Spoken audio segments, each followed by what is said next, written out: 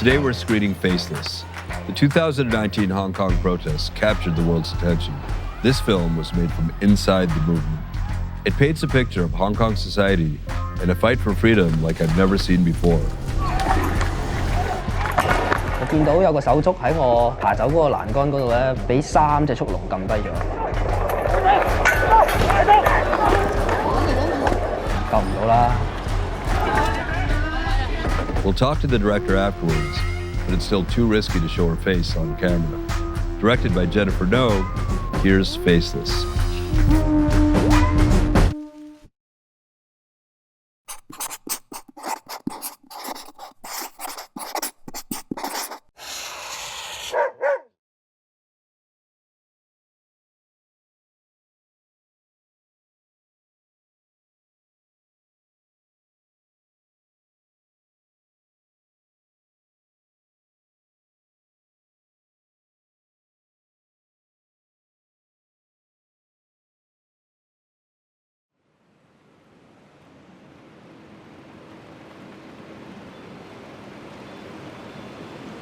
香港这个家，必须激扬家国情怀。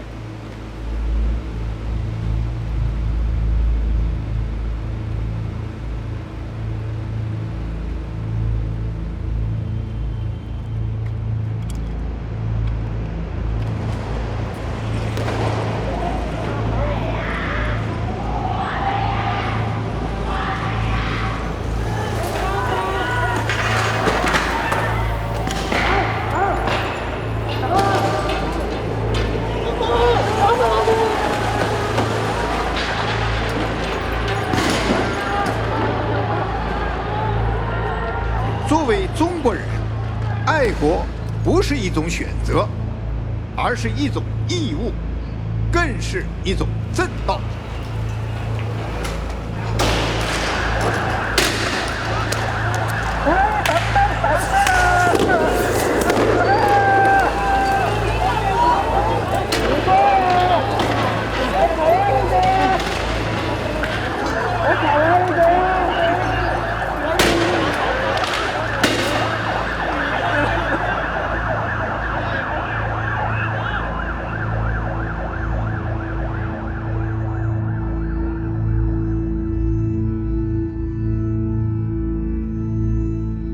你問我點解出嚟抗爭？你大好前途，莫非係想斷送前途？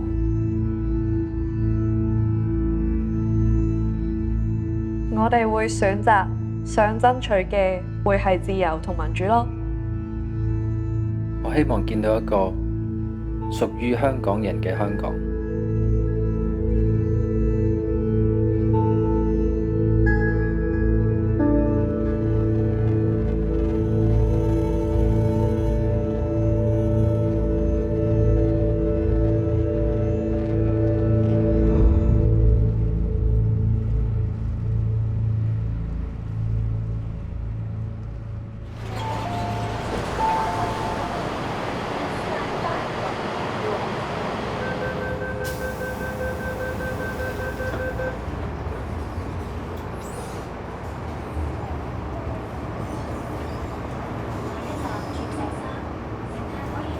我係一個中學生，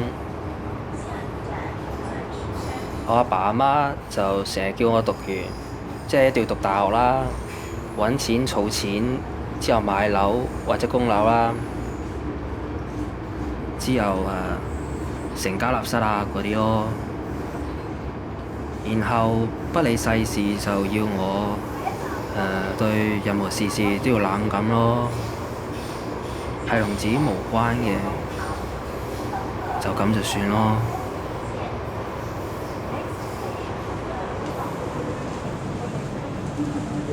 We begin here in Hong Kong, which is reeling from some of the most dramatic scenes in years. Protesters are once again gathering to voice their fury at a highly controversial bill that would allow extraditions to mainland China. Demonstrators fear it spells the beginning of the end for certain fundamental rights.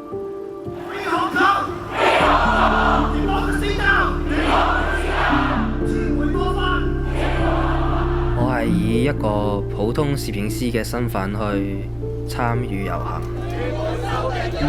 因為係想用鏡頭去記錄唔同大小事咯。This isn't just a demonstration of young people and students, kids who are on their summer vacation. It's everybody. More than 1 million people out in the streets. The largest protests since the handover from Britain in 1997. At stake is nothing less than Hong Kong's status as an island of rights and freedoms in a one-party state.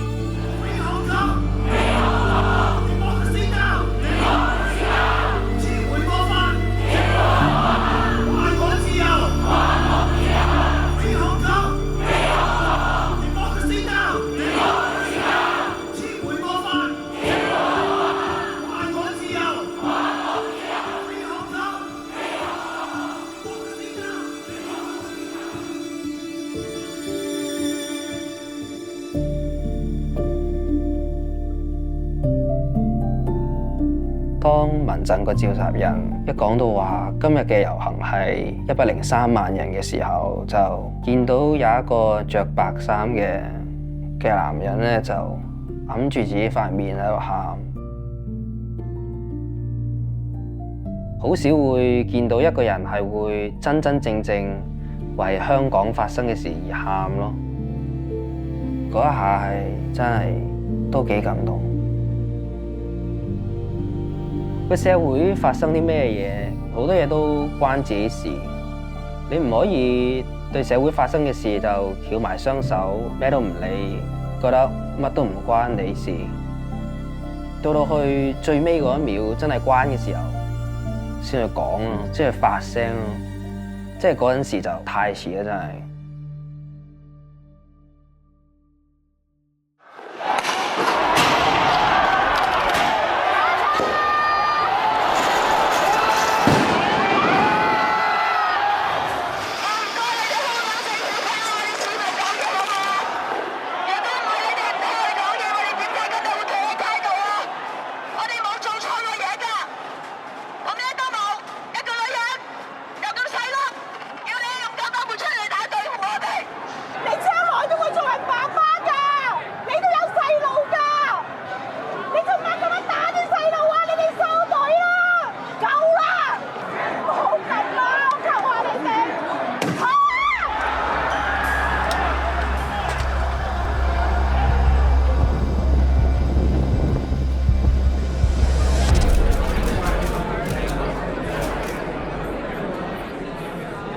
There's very little merit to be gained to delay the bill.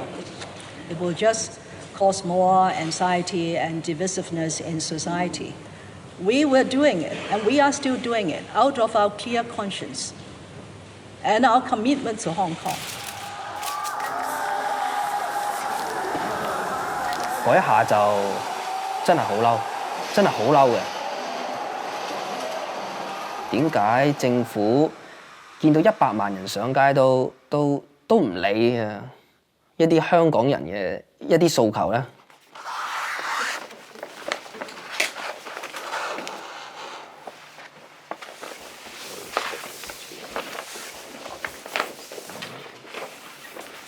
我覺得唔忿氣咯，係啊，一定要再出嚟啊！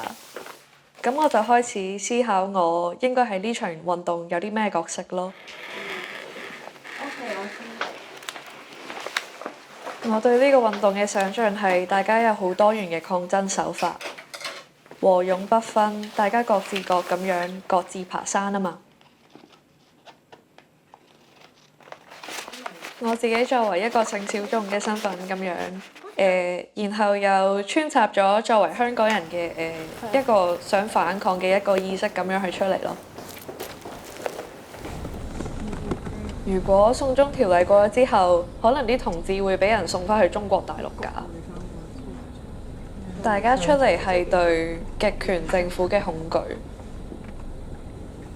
想用藝術嚟做抗爭，我就覺得好有呢個嘅嗰啲叫咩咧 ？resistance 啊！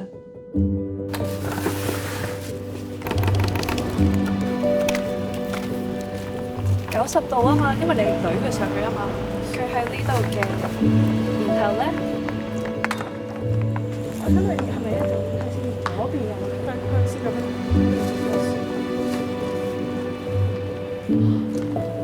？OK，已經過咗。我搞埋呢個，我攞埋呢個得唔得？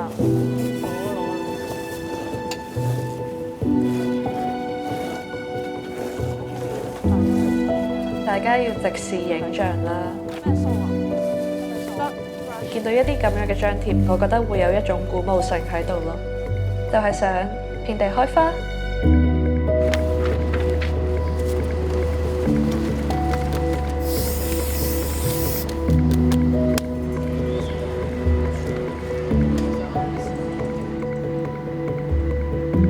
即係我哋想 democratize 咗呢個抗爭嘅手法。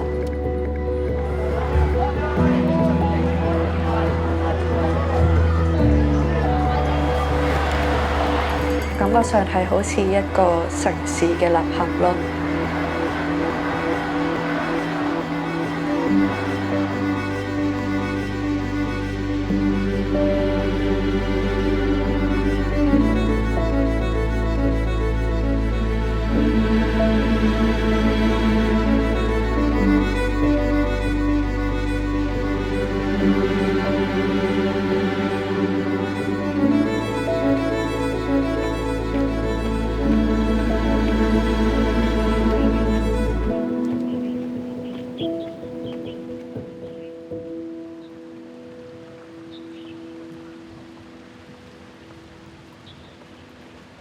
我讀緊大學嘅時候係遇上佔領運動咯，雨傘運動，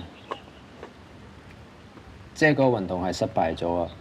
咁但係即係可以係咯，作為學生咁樣去出一分力，去到做一個嘗試喺呢一方面盡自己嗰一份嘅一個香港人，都係好難得嘅。香港人，我覺得最緊要嗰個 quality 就係擁抱自由咯。大陸去想蠶食香港嘅獨特性，中共佢讓到香港人好似覺得以為有得自治，有自己足夠不受干擾嘅自由，可以保存到我哋本身自己嘅生活方式。其實大家都知道呢個係大話。我相信有好多香港人嘅醒覺就係，大家覺得自己嘅家園，你自己唔企出嚟捍衛，係唔會有人幫你捍衛㗎嘛。呢個係你屋企嚟㗎嘛。香港係我哋屋企嚟㗎嘛。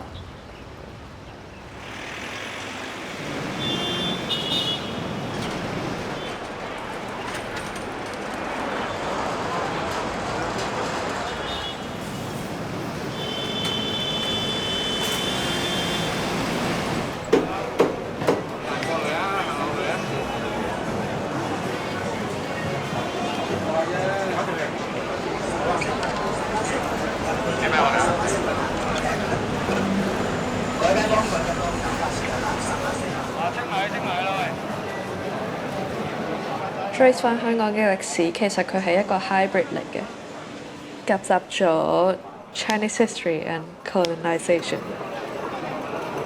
係一個 financially developed, clean, polished 嘅城市。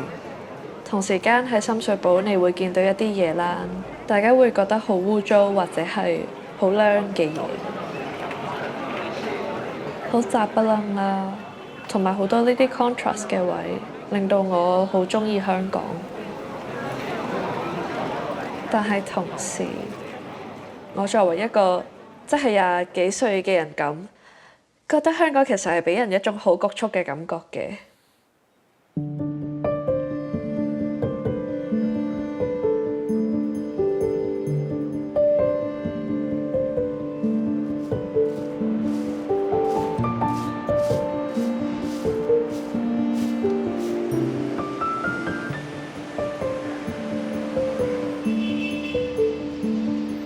物價咁貴，樓價咁貴嘅時候，然後貧富懸殊咁大，你流動好難流動啦。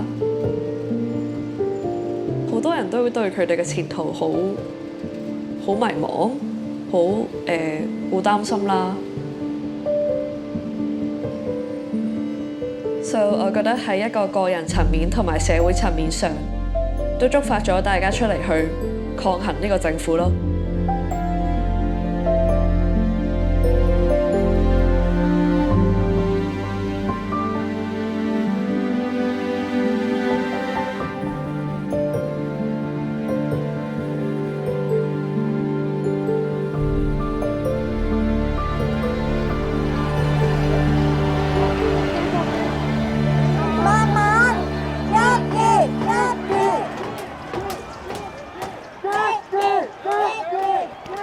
一開始我出嚟抗爭，我只係想表達我對呢一個送中法案嘅一個抗議啊。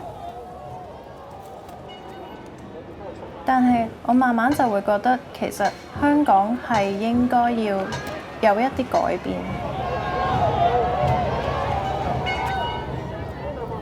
我同我爸爸嘅政見唔同呢，其實已經有出現過㗎啦。即係要撐佢警察啊！特別其實我爸爸係一個警察嘅話，佢都好難去明白違法達義呢啲咁嘅理念咯。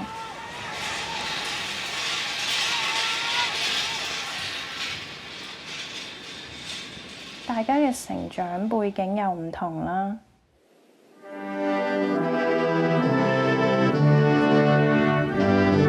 Then, at the stroke of midnight, history edged Hong Kong out of the arms of Britain. A century and a half of imperial rule ended with the lowering of the Union flag.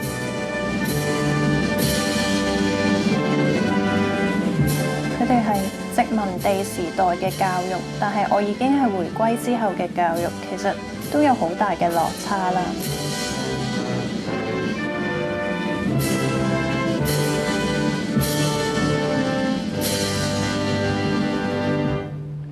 Now, Hong Kong people are to run Hong Kong.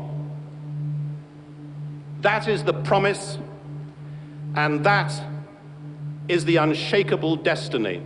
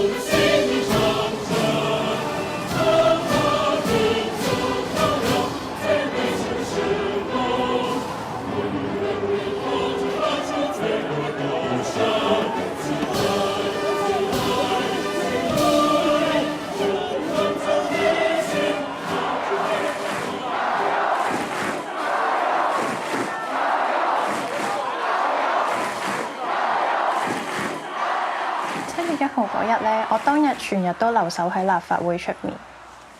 我發現原來唔係淨係我喺度扮瞓，係好多人都扮瞓，但係因為呢場運動醒咗。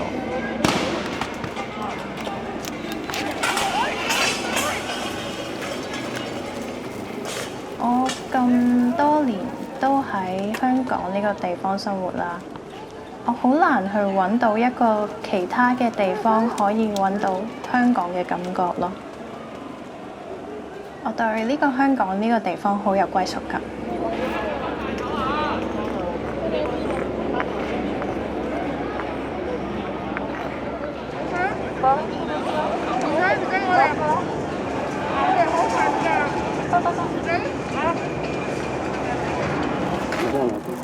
冇事，我高啲，係啦，高啲啊，係啦，唔好掂隻眼，等哥哥幫你。我高啲，我高頭。唔驚個水咯，而家冇事嘅。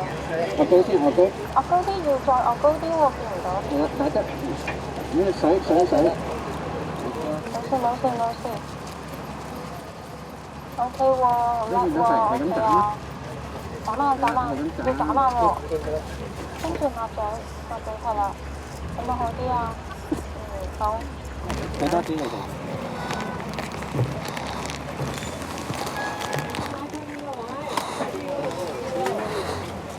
去到而家呢，我最大嘅誘因呢，就係我唔想見到比我小嘅小朋友，或者一啲我哋嘅下一代，連一個可以表達自己意見或者免於恐懼嘅自由都冇咯。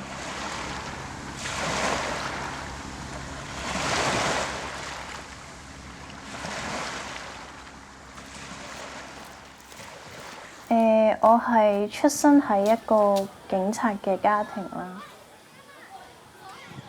所以我第一班識嘅小朋友嘅朋友就係警察嘅子女咯。我哋係細個試過幾個家庭一齊玩，咁呢就一齊約去沙灘，跟住就騎膊馬啊，即係喺水上面玩啲親子活動。你細個開開心心同屋企人嘅回憶呢，好多都係少不免會同警察有關咯。我細個嘅時候呢，其實呢，警察呢喺香港嘅社會呢只係一個職業咯。當然啦，佢都係一個幾被人敬重嘅職業嚟嘅，因為香港基本上真係一個治安好好嘅地方嚟嘅。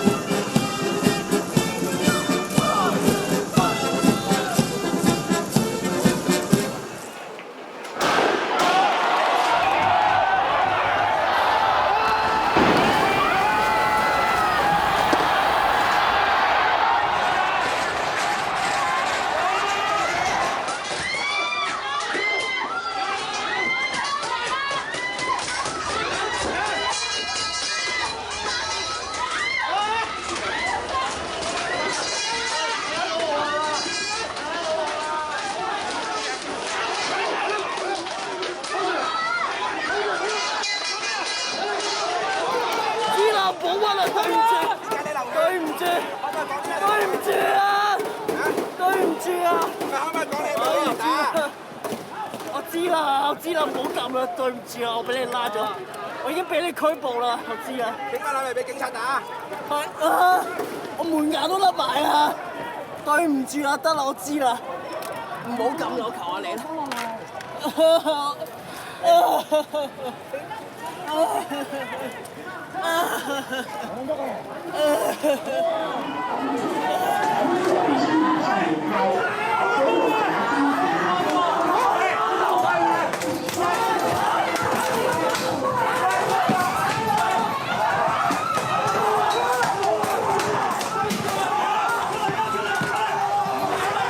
我係唔接受有人形容香港喺處理呢一場社會動盪係出現咗警暴。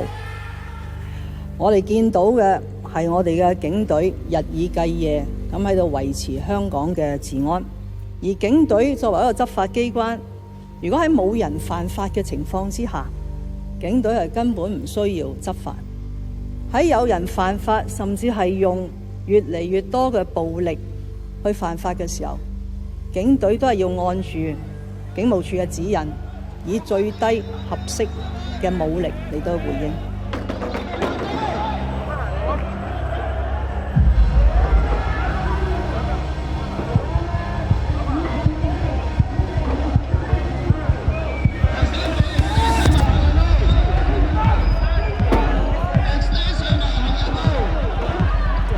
police car just passed by, and we have had a consensus which, in case of any police appearances, we will evacuate it OX way. 好啊，落去啦。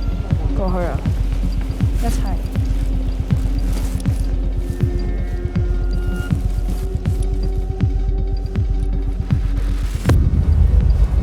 是你教我們和平示威是沒有用的。呢一句有一種憤怒同埋有一種無助嘅 undertone 咯。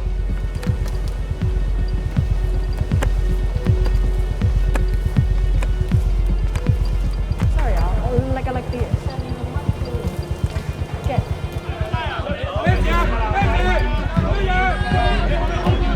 幫手！幫手！講邊？我叫幫手！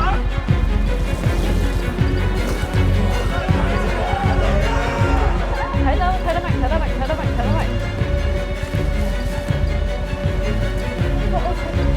快啲啊嘛！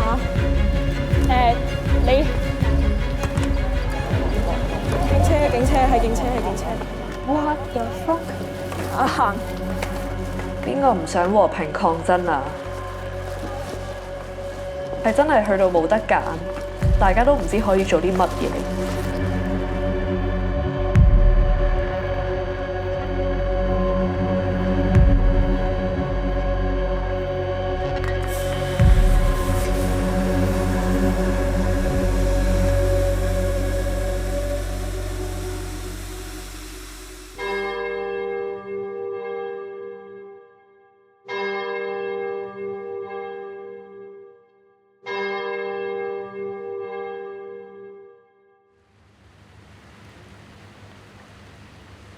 點解呢個世上有苦難啊？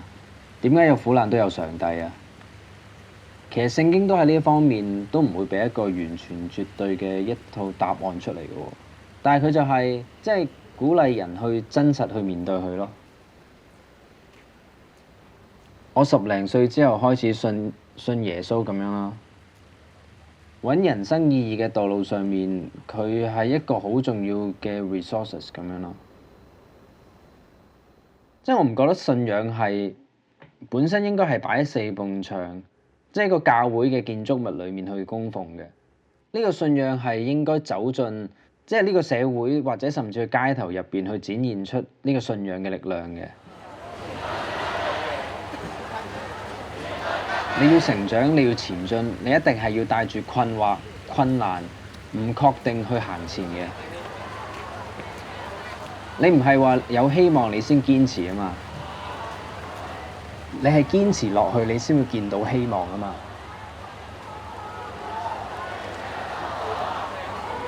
我而家做緊嘅係喺一個教會入邊做一個 youth staff， 我嘅生活就係返工同埋發夢咯。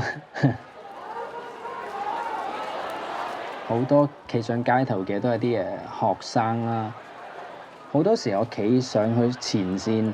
我好想俾一杯涼水佢哋，唔係淨係一杯水啦，即係一啲可能係一啲好簡單嘅一種物質上，甚至心靈上嘅一種幫助。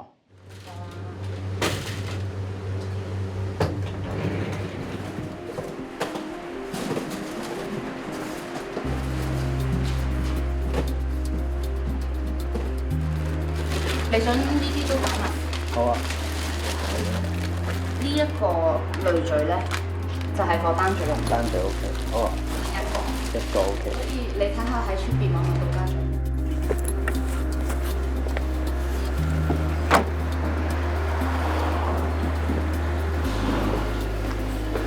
機緣巧合之下，入咗嗰啲俗稱所謂嘅 TG group， 就接觸咗一班所謂嘅家長。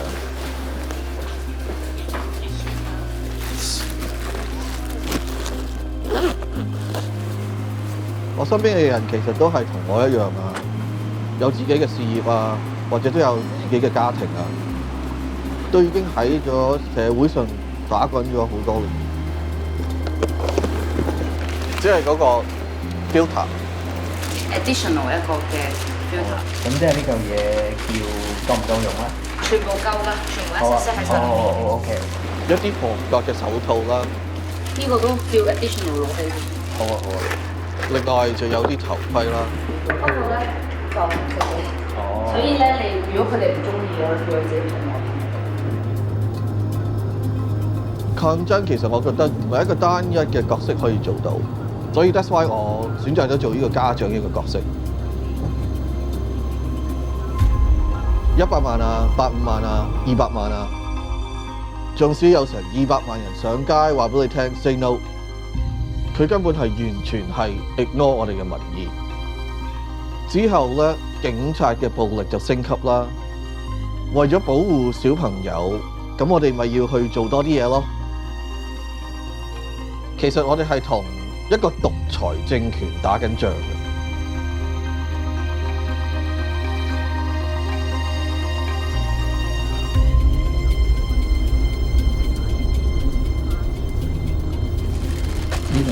呢度睇下你哋拎到幾多個。嗱，總之呢度有幾多個都俾晒你哋嘅。傾埋。我想問你哋係咪講到嘅？講開仲可以。因為有9種睇啲裝備。上到嗰個。如果9種你哋小心啲喎。呢個個。水係。係要打開嘅。同埋你上巴士平安翻到去都 WhatsApp 即刻 TG 我咯。好啦，拜拜。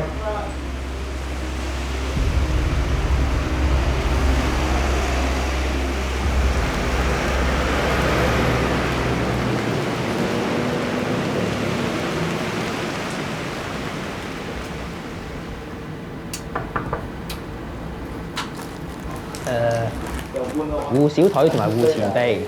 離家出走我哋。呢個幾多錢咧？呢個120蚊呢個。頭盔，有度數嘅眼鏡。全部係皮啊！呢個係嗱，痛㗎呢下嘢，痛㗎，忍住唔好嗌媽咪啊！痛唔痛啊？痛唔痛啊 ？OK， 再嚟得下。打到佢痛為止啊！真係。唔痛。屌，其實我嘅手痛啊！而家真係。得意啊！屌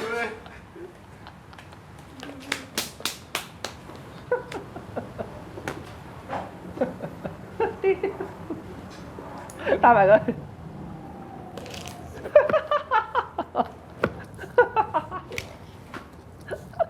真係死個撚嘢！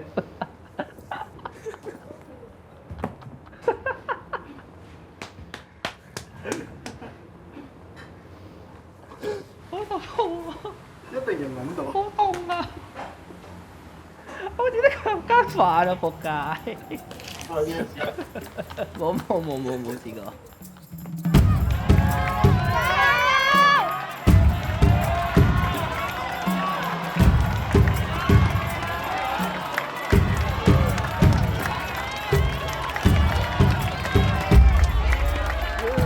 即係呢場運動入邊呢，我哋會呼籲任何行出嚟嘅人呢，盡量以全黑嘅打扮。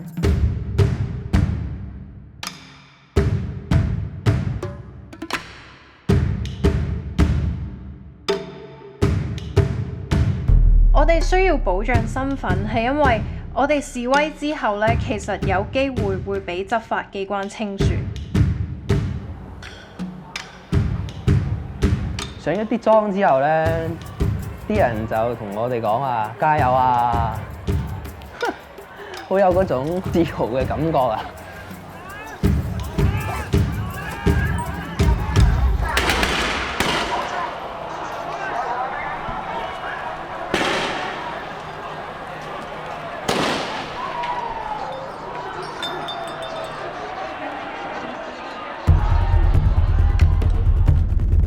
每一次當要重聚嘅時候，啲水就會匯集，好似一條河流咁樣。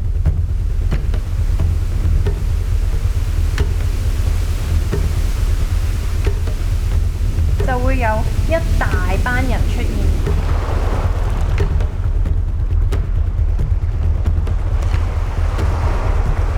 但係當啲水分開嘅時候呢，我哋就會可以變返做普通市民咁樣融入咗日常嘅生活入邊。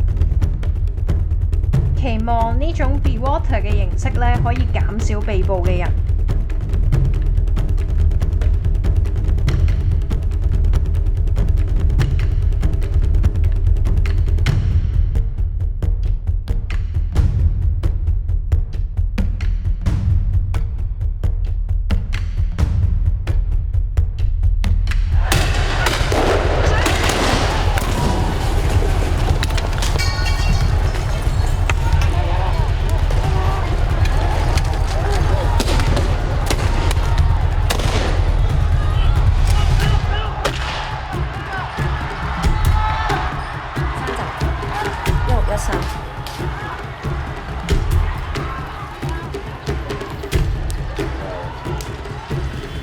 實我哋最主要 point 咗係睇下啲差人嘅布防，佢哋會喺邊個位啦，諗緊佢點樣去將嗰啲示威者咧推到去邊個位。咁我哋會影啲 map 咧，就出去俾我哋相熟嘅團體又好，都叫佢哋可以睇住個 map 咁去走咯。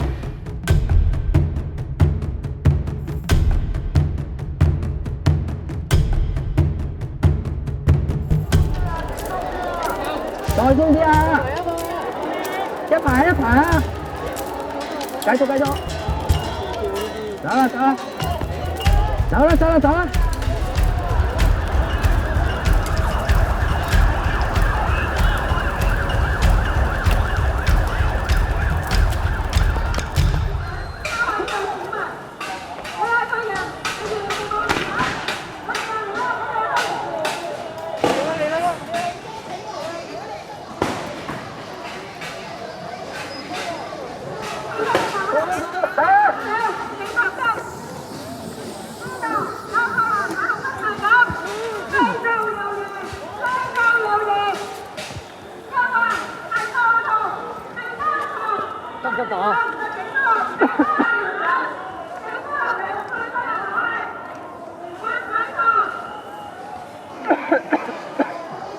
嘥啡先，唔使唔使。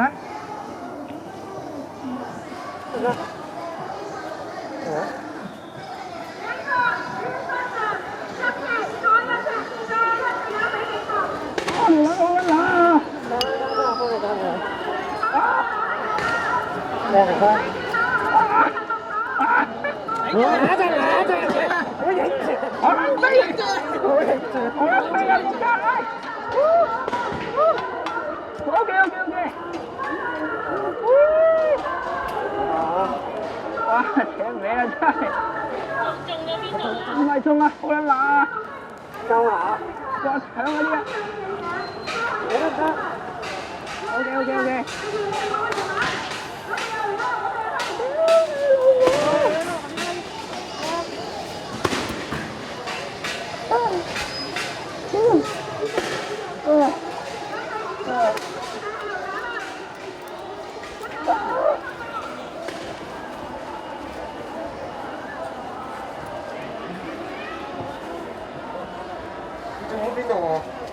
唔係我啱啱喺個龍圈入面，又撚爆我條撚喎啊！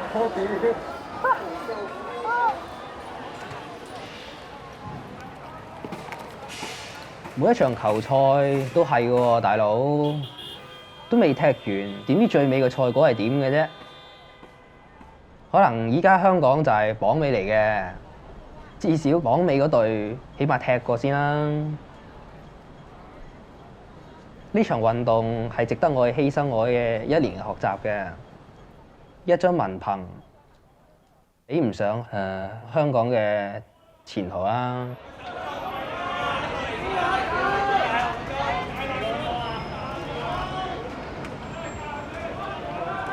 大家如果喺香港生活，都會明白同大陸係有幾咁唔同。大陸係監控無處不在，同埋共產黨決定一切，同埋唔會有民間組織，唔會有民間力量，呢啲都係香港人極之唔慣嘅嘢。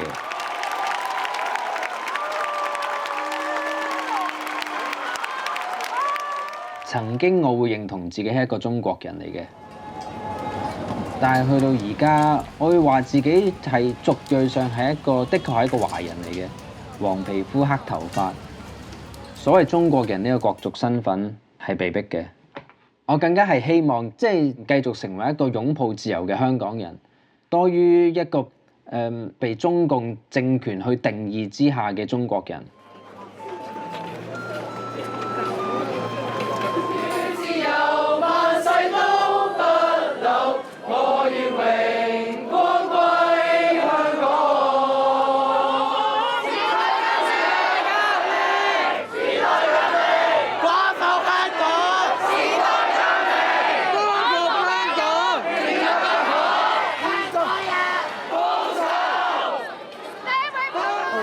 今日我見睇到連登有1-2個 post 係講話，喂同志嗰邊今日有集會喎，咁跟住就話同志嗰堆群體都冇話撐香港人啦，點解香港人要參加同志啊？點解要去 support 佢哋嘅 rally 啊？咁樣就可能叫大家唔好去。我見到一個年齡 我由細到大，咁其實我見到身邊有好多人都係俾人邊緣，一路受緊壓迫。由我屋企、我媽咪、gay friend 同埋唔同性小眾、唔同嘅女性朋友，呢啲嘢係身同感受嘅。我好怕啦，我好怕一件事就係大家為咗 Fight for freedom, stand with Hong Kong 呢一個 mantra， 而將呢一件事 override 咗好多其他嘅抗爭。抗爭手法，除咗行動上升級咗之外，點樣呢？我覺得有一種收窄咗。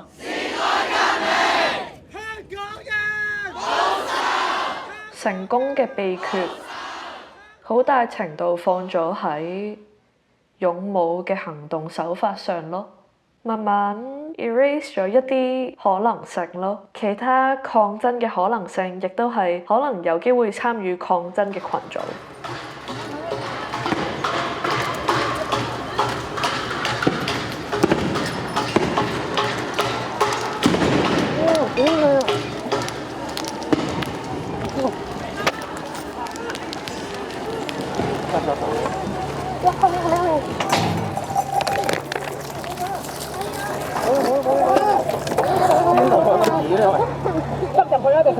揾唔到啊！乜帶唔見咗啊！喂，點啊？幫咩啊？幫咩啊？點解唔？當啲催淚彈落咗地之後，佢會瘋狂噴煙啦。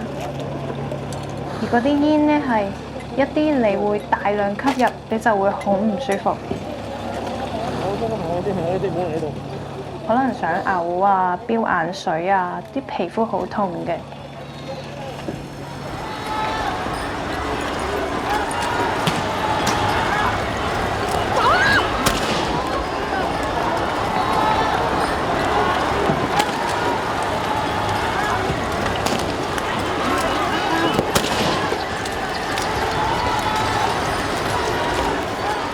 我就終於都明白權力嘅唔對等。呢場運動絕對係一個以卵擊石嘅運動。我唔知道呢場運動完結嘅一刻個結果會係點，但係我就係要做咯，我就係要同你撐到底。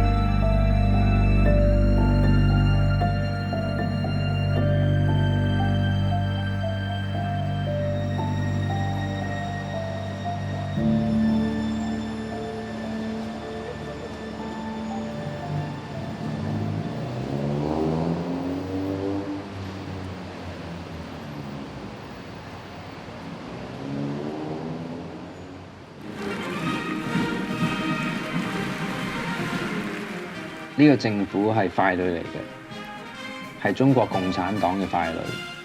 佢所選擇嘅領袖係冇經過香港社會大多數嘅一種嘅 endorsement， 咁同埋佢所考慮嘅都唔係香港人嘅身份或者福祉為優先考慮。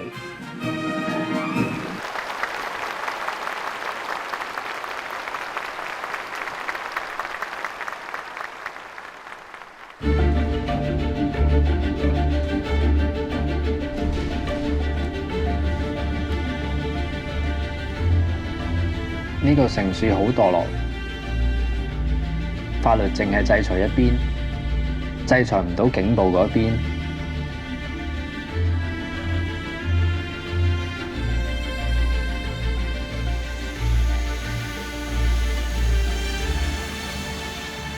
根本係想置呢啲抗爭嘅青年於死地。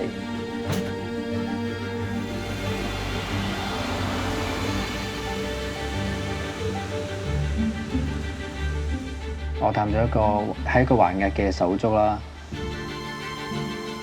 啱啱需要1日，佢就俾人拉咗啦。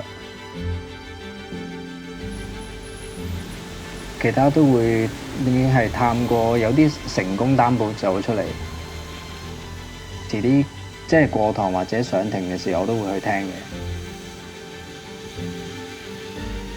希望可以呢個官司快啲完結啦，真係。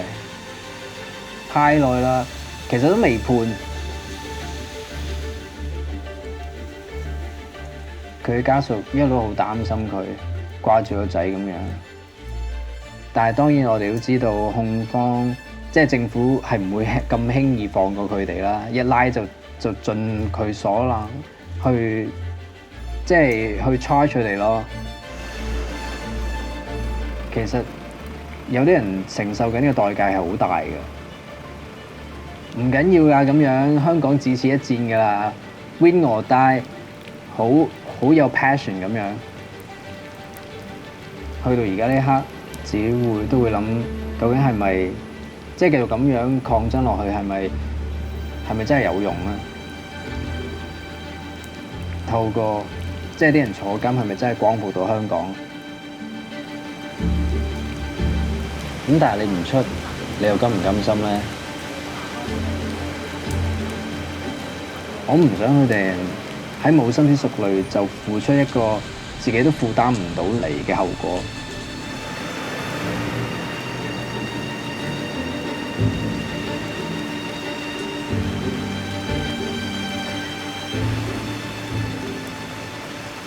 其實佢哋好慘嘅，佢哋純粹係一個心智可能都好單純。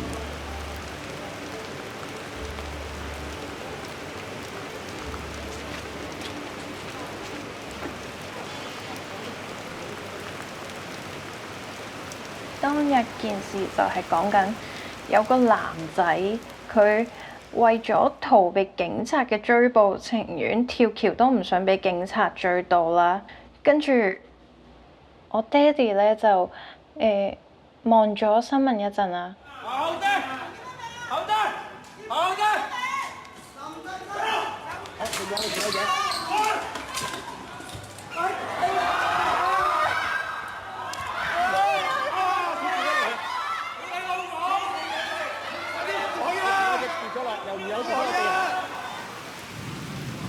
然後咧就無啦啦一腳間開咗張凳，我就 feel 到佢就發脾氣啦，咁我就即刻匿翻入房，閂埋對門。然後咧佢就衝入嚟我間房度，就開始狂鬧我啦，就話我日日都出咗去啦。跟住佢就係咁鬧我啦，係咁話如果你係真係咁有諗法嘅話，你就唔好留喺度啦。我呢度真係容納唔到你咁有諗法嘅人啊！你出去揾你啲朋友啦，你出面咁多朋友。佢咧就直情將我喺床上面拉咗落床，然後咧就話叫我走啦，而家即刻走。係咁拍我背脊，推我個頭，就問我做咩唔走。跟住咧佢就出咗廳，大嗌咗幾下，咆哮咗幾下之後咧，就打咗幾下 sofa， 然後咧就話話你唔走啊嘛，好我走，跟住咧佢就衝咗出門口啦。咁嗰晚咧，其實我完全瞓唔着覺啦，我係個人係冇晒力到，我冇能力處理自己嘅情緒啦。我爸爸咧細個嘅時候教我都係好嚴嘅，佢唔係一個特別好善解人嘅爸爸，但係佢唔係唔愛我或者唔錫我，反之我覺得佢都係好愛我同埋好錫我啦。而我對佢嘅諗法咧，就係我都好引以為傲有呢個爸爸嘅。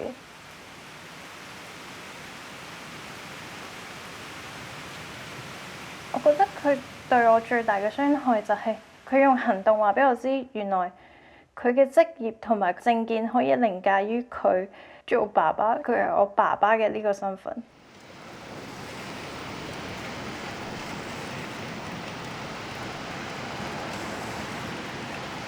由嗰一日開始咧，我就實施咗個新嘅計劃。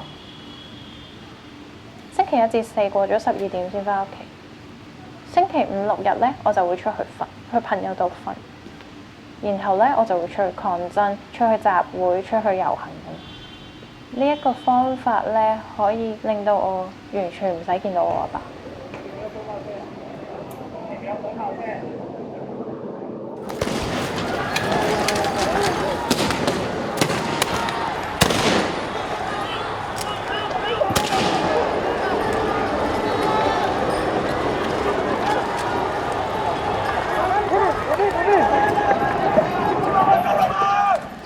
直至到嗰下啲速龍好近，我先知道，喂，原來嗰啲係速龍。我見到有個手足喺我爬走嗰個欄杆嗰度咧，俾3隻速龍撳低咗。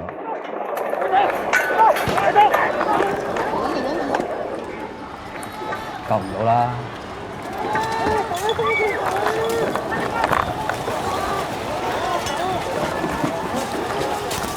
然後有個速龍就係咁射我背脊咯。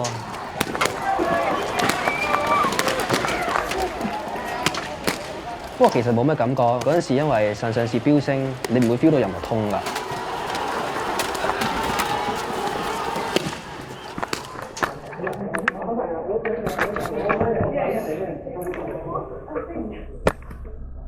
我就應該最後係最後嗰啲人嚟嘅。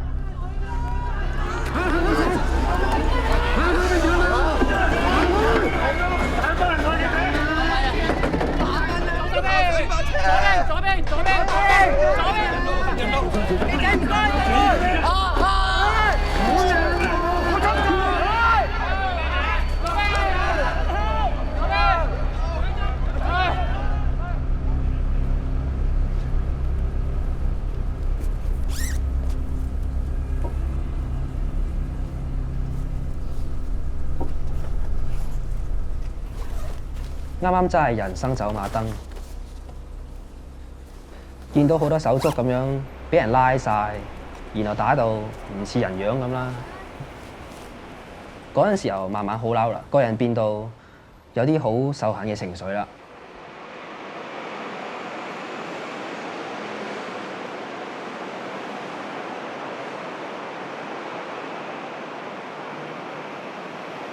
每一次即係可以安全返屋企啊，或者見到佢哋嘅時候，都係你唔好話基本啦。依家係好彩啊！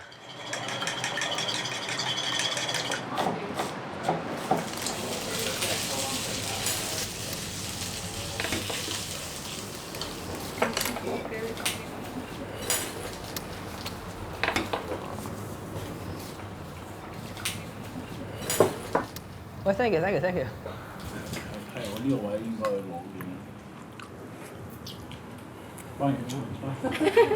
番茄炒蛋，燒汁雞扒，之後雞翼。燒汁雞扒 ，BBQ。啊 ，BBQ。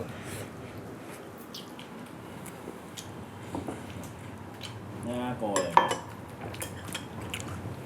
其實我都未食過，係咪好淡啊？係啊。好啊，淡淡地。啊！有一次喺黃大仙打完啦，即係我哋係打陣地嘅啫，跟住咧咁啊翻到嚟夜晚都8點零。哇！講起跟住咧黃大仙我哋行到嗰邊咧見到有3個手足，成一堆 gear 咁樣嘅，跟住問佢：你哋使唔使上去坐一坐啊？因為嗰陣時有班房務喺度洗樓嘅，跟住咧我就叫咗佢哋3個上嚟，咁啊簡簡單單有一餐。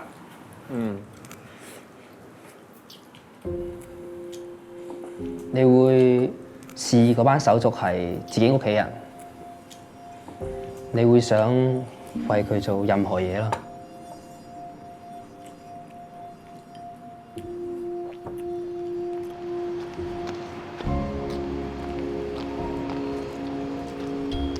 原來當你除咗好多嘢好辛苦好忙咧，有得返屋企食住家飯係好幸福嘅。我嘅朋友全部都知我好鍾意我屋企人煮嘅飯，即係我屋企人係我爸爸煮嘅啲飯。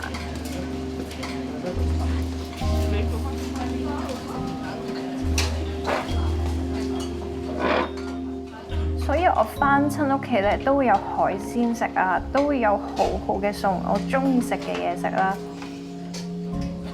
即係或者唔係真係煮到一個5星級大廚嘅質素，但係總之嗰樣嘢就係充滿愛咯。但係我覺得呢啲嘢都已經係曾經咯，即係過咗去啦。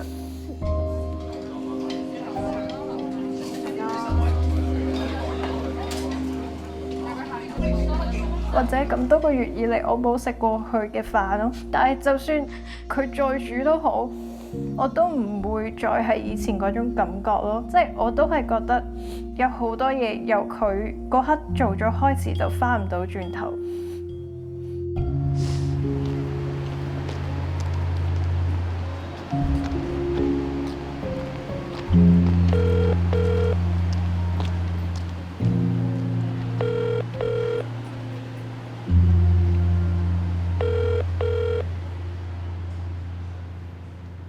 唔好意思啊，咁夜揾你。同埋好成個人今日成個人狀態好低沉啊，好辛苦。其實個心真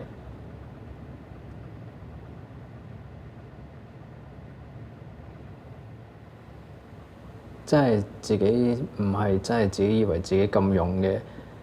而家睇住，因為我而家識嘅朋友，即係有成3個，至少3個俾人拉咗啦，有一個俾人 charge 咗7條罪。唉，即係其實自己都會驚嘅咯，真係。唉。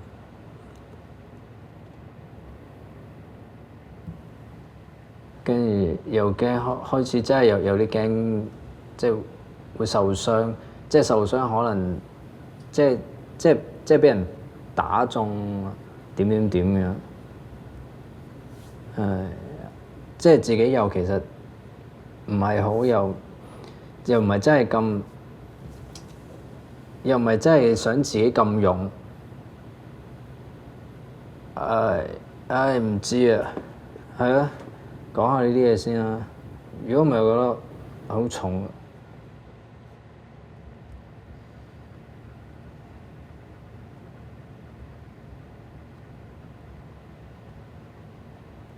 好 OK， 好，唔該晒你。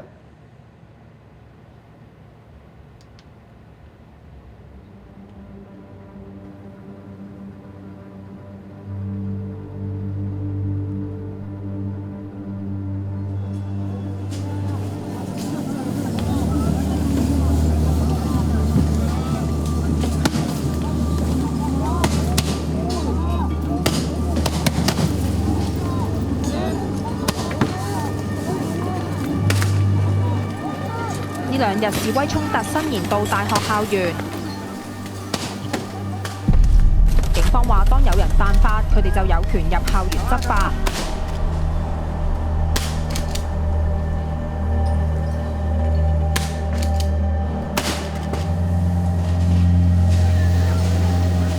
4個鐘之前呢，就警察呢就無啦啦攻打咗呢個香港中文大學啦。中文大學嘅學生點算返呢？佢哋琴日呢係食咗過2000粒催淚彈，喺8個鐘之內啦。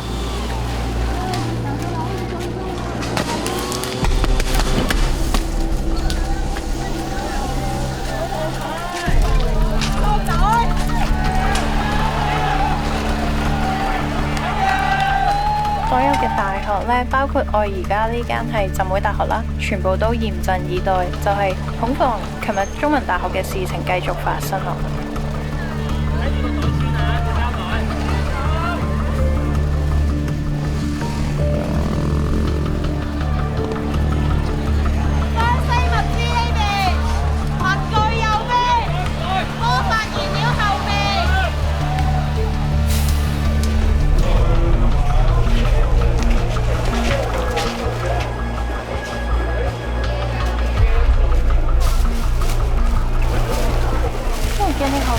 萬一真係打到嚟呢，都有糧食咯。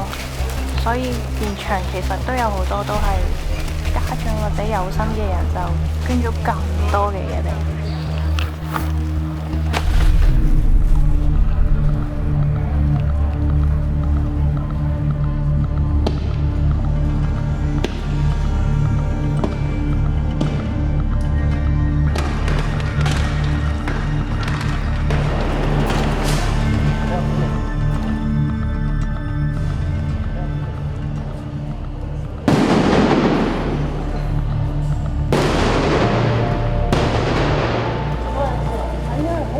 如果我俾人打，我就唔還擊，有得就俾人打。但我都唔能夠接受，如果我身邊有其他手足或者其他人係咁樣俾人欺凌法，我都唔去做任何嘢，唔去為佢申冤。耶穌就會咁樣教導一個人，如果人哋打你嘅左邊面，就要俾翻右邊面人哋打。但係呢個運動似乎又係需要一種以武制暴嘅策略。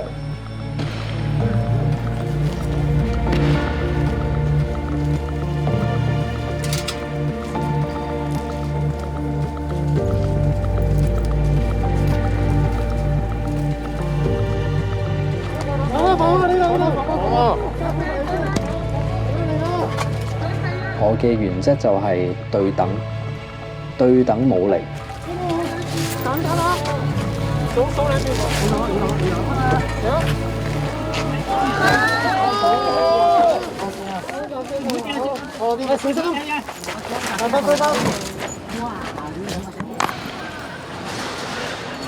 Police are warning that they will use live rounds if they need to contain the crowds. 我哋武力係完全都未去到對等嗰個層次，我哋都冇槍械，佢哋有槍械。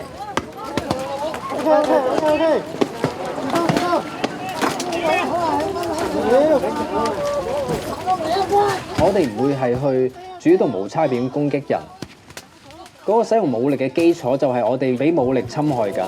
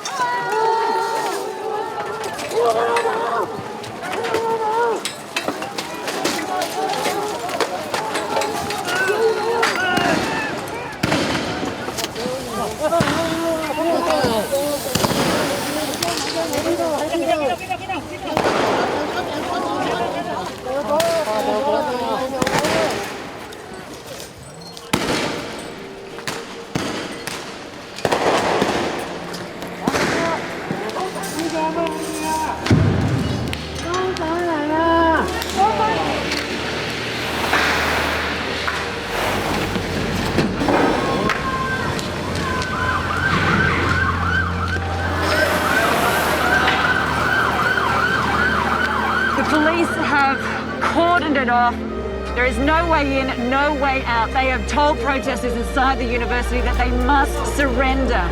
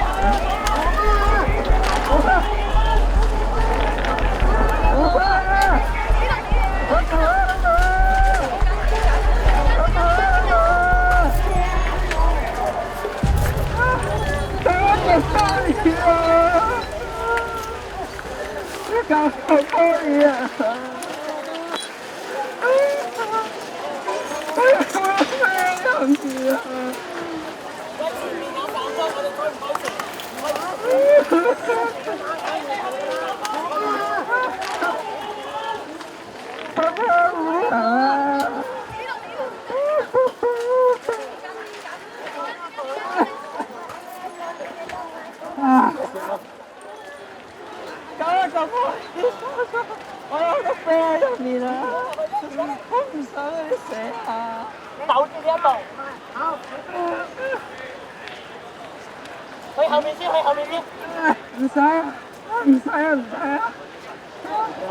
唔使啊！OK。我繼續打，繼續打，要夠手足啊！唔緊要。手足你留喺度冇。好。手足之前，我哋唔好要人救先，好唔好？好唔好？唔該。我知啊，我都有好撚多手足喺嗰度。我哋唔好俾人救先，好唔好？我哋要救手足，我哋都要救自己。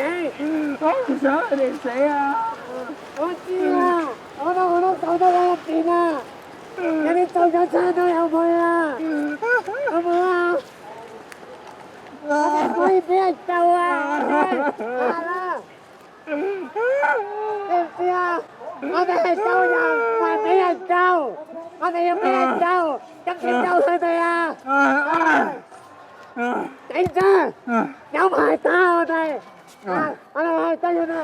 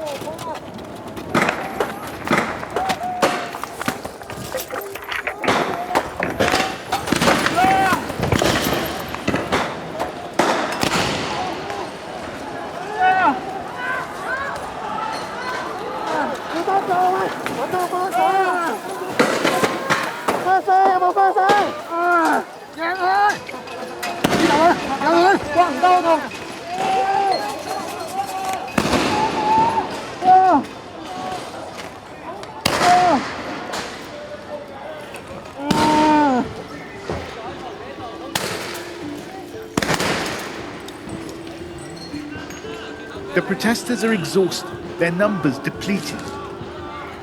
The campus on the verge of being overrun.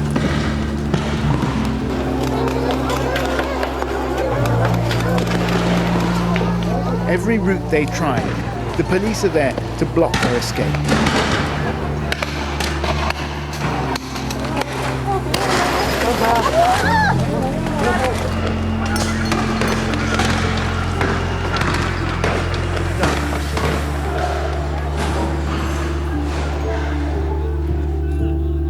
我簡單咁講，就係透過地道捐去公路下邊嗰個斜坡，係咁爬上去，去到公路嗰度，求其上一架車就走嘅。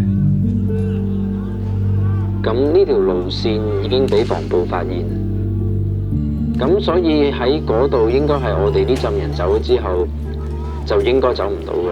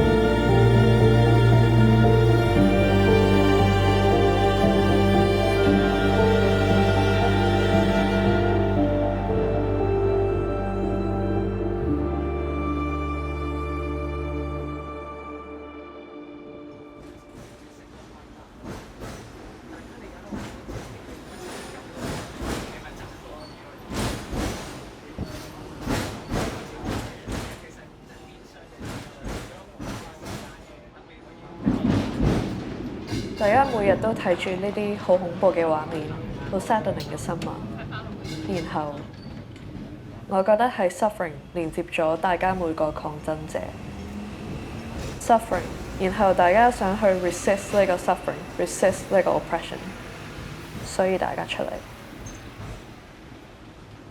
我覺得我哋係要一齊去承擔呢個痛苦，然後要繼續出嚟咯。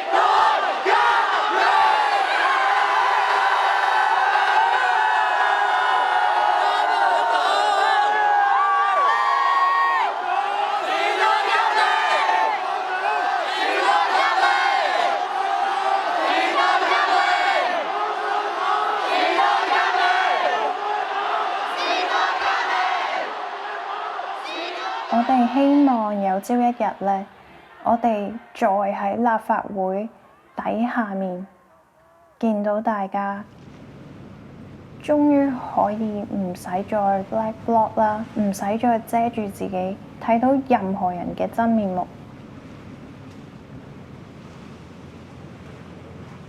我哋倒數啦，數3、2、1，跟住大家除晒啲豬嘴啦，跟住就原來你係生成咁樣，原來你係邊個嚟嘅，原來大家識嘅可能，但係唔知大家一直有出去啦。煲底除罩呢個呢，係我哋嘅一個約定嚟嘅，一定要捱到嗰一日，一定要見到嗰一日嚟。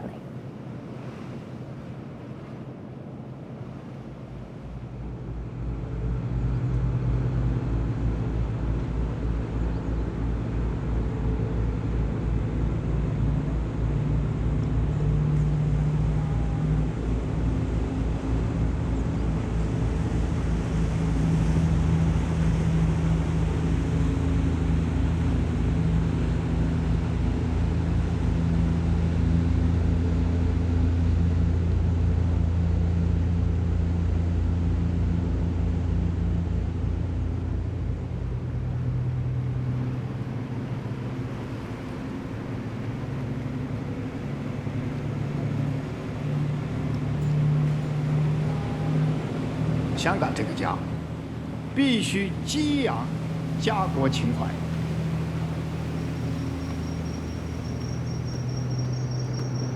作为中国人，爱国不是一种选择，而是一种义务，更是一种正道。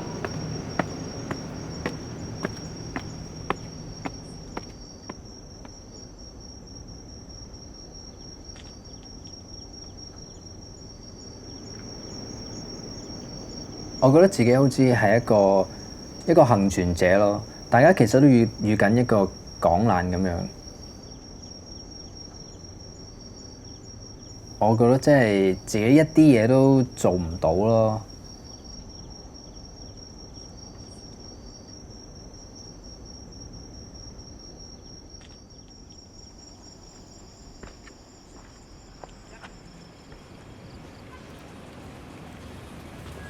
其實根本就冇 PTSD， 因為都冇 post 到，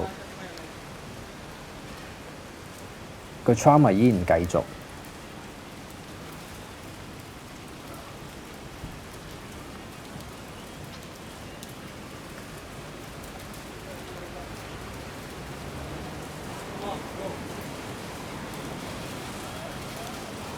會覺得有啲嘢做唔夠咯，但係即係對於我之前參與抗爭，我冇後悔過。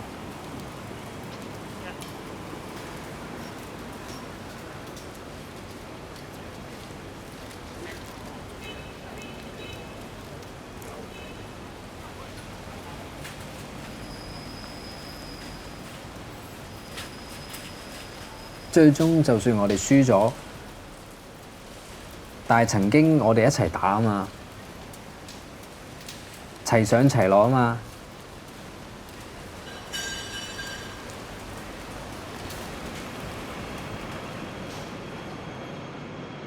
呢個係一個香港人呢個身份嘅印記嚟嘅。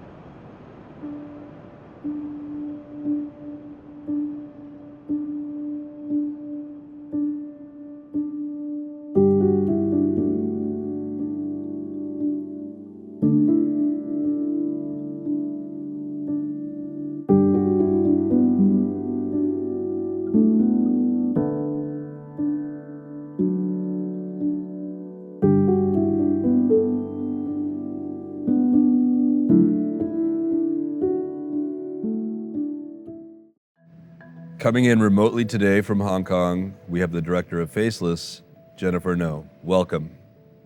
Hi everyone. Hi. Why did you have to remain anonymous and faceless today for this interview?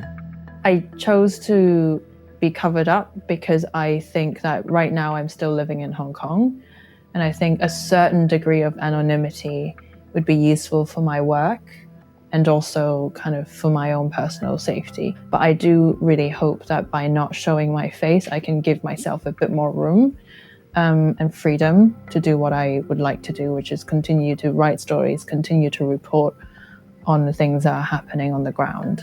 So tell me, what is your background? What inspired you to make a documentary film about the protests in Hong Kong? I think when the protests came about in 2019, I was desperate for an opportunity to cover the protests. As someone from Hong Kong, what was going on in Hong Kong just greatly moved me, and I knew that I wanted to take part. And I think I just asked myself that question, like any Hong Konger at the time overseas would. What's my part in this momentous kind of time? And I think being able to use my skills as a journalist to cover what was going on was a good way to do it.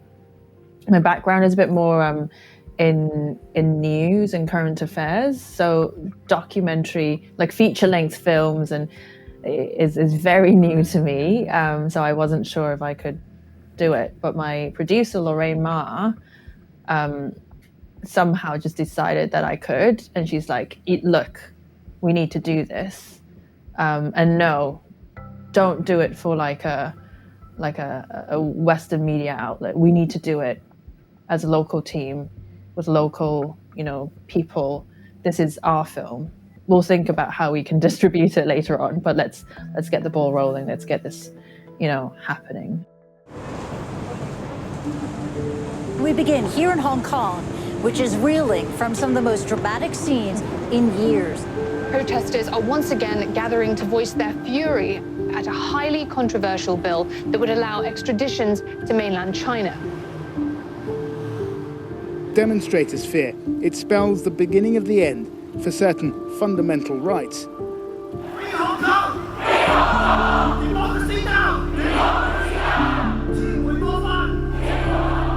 我係以一個普通攝影師嘅身份去參與遊行，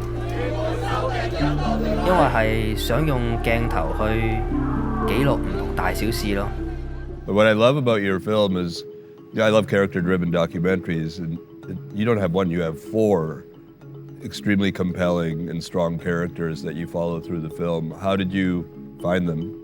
We found our 4 characters through different means. Some of them we found after meeting protesters on the streets. Some of them we found through social media. Some of them we found talking to certain people we knew who were involved, and then they introduced us to others and then others. So for example, the daughter, I met her through a protester that I knew And I asked her, do you know someone who might have a family member who's a police officer? It'd be interesting to know what they thought. And then she introduced me to another friend, who then introduced me to another friend, who then introduced me to her. So it's through a lot of like word of mouth. And most of them are through kind of, you need to have that trust to begin with before you can actually find them. Was there much hesitation on their part, a lot of convincing on your part to get them to come on board and for their own, protection and safety? So in the early days of the protests in 2019, most Hong Kongers were quite open and willing to talk to the media. I think there's a strong sense and understanding that the more media attention they could get, the better, because it meant that their views can be represented. I think what has really, really changed in Hong Kong in the past 3 years is exactly that, the willingness to talk and and feeling that there is freedom of expression and that you won't get penalized for saying something that might not be politically correct. They were surprisingly open to talk, but filming was a different thing. I think once they realized, we're holding these big cameras and following them around, they got a bit nervous. So it did take a lot of talking and back and forth. And I think that's also one of the reasons why we decided to mask everyone up.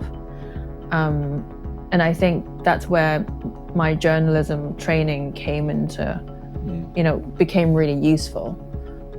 We did a good risk assessment and we decided that, a worst case scenario would be they would be arrested because we filmed them doing certain things. And so one of the ways to protect them is not to divulge their identities completely, which is why we're called Faceless. 大家出嚟係對極權政府嘅恐懼，想用藝術嚟做抗爭，我就覺得好有呢個嘅嗰啲叫咩咧 ？resistance 啊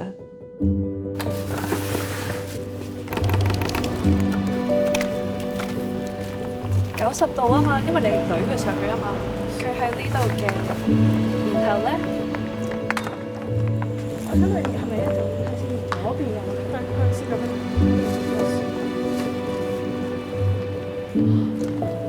OK， 得已經過咗。 搞埋呢個，我攞埋呢個得唔得？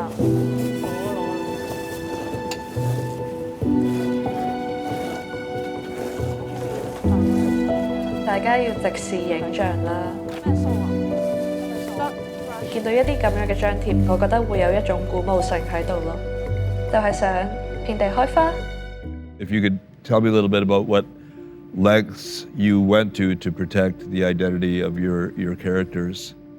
So after we decided that we needed to mask up our characters, we realized that probably masking up might not even be enough, and that we needed to give them a higher level of protection.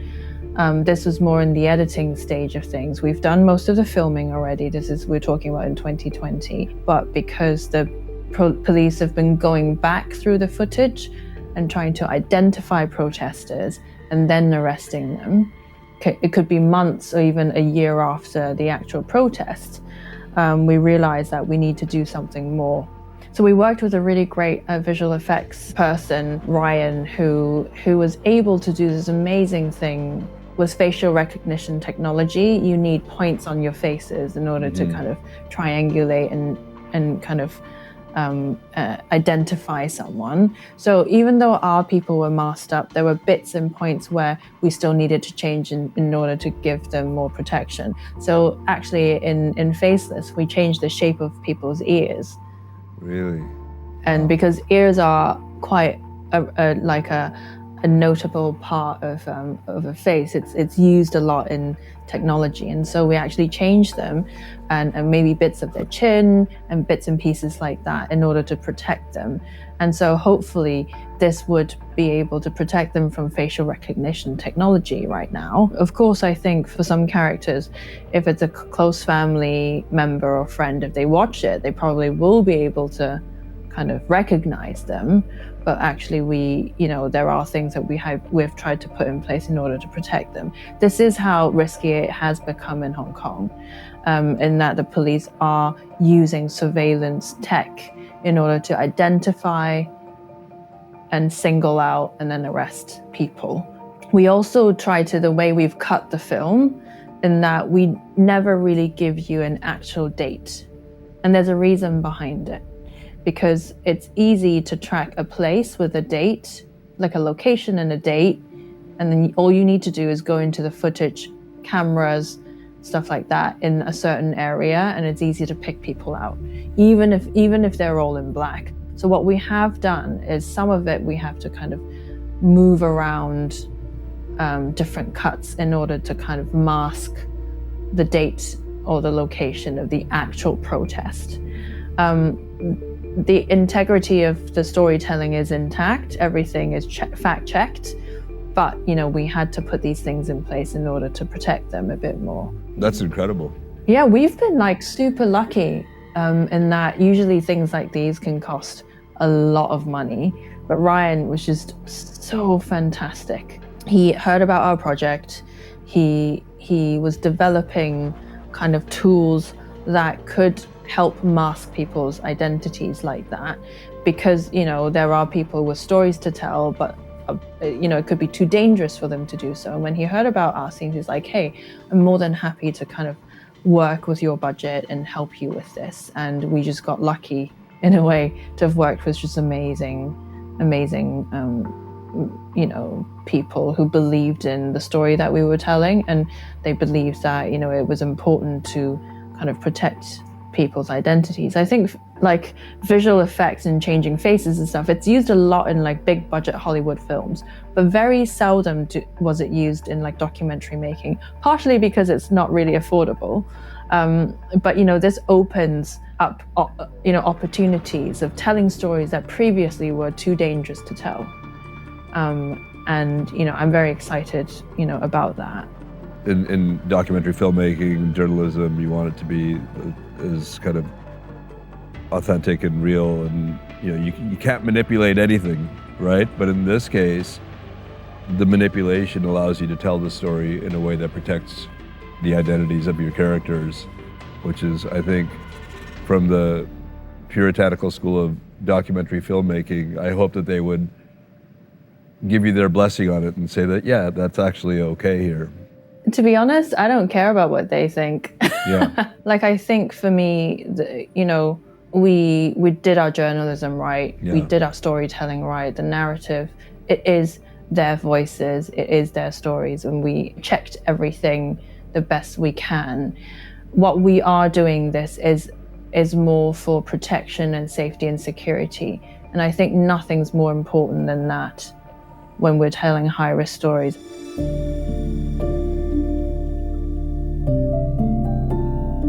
當民陣個召集人一講到話今日嘅遊行係103萬人嘅時候，就見到有一個着白衫嘅男人咧，就揞住自己塊面喺度喊。好少會見到一個人係會真真正正為香港發生嘅事而喊咯。嗰一下係真係都幾感動。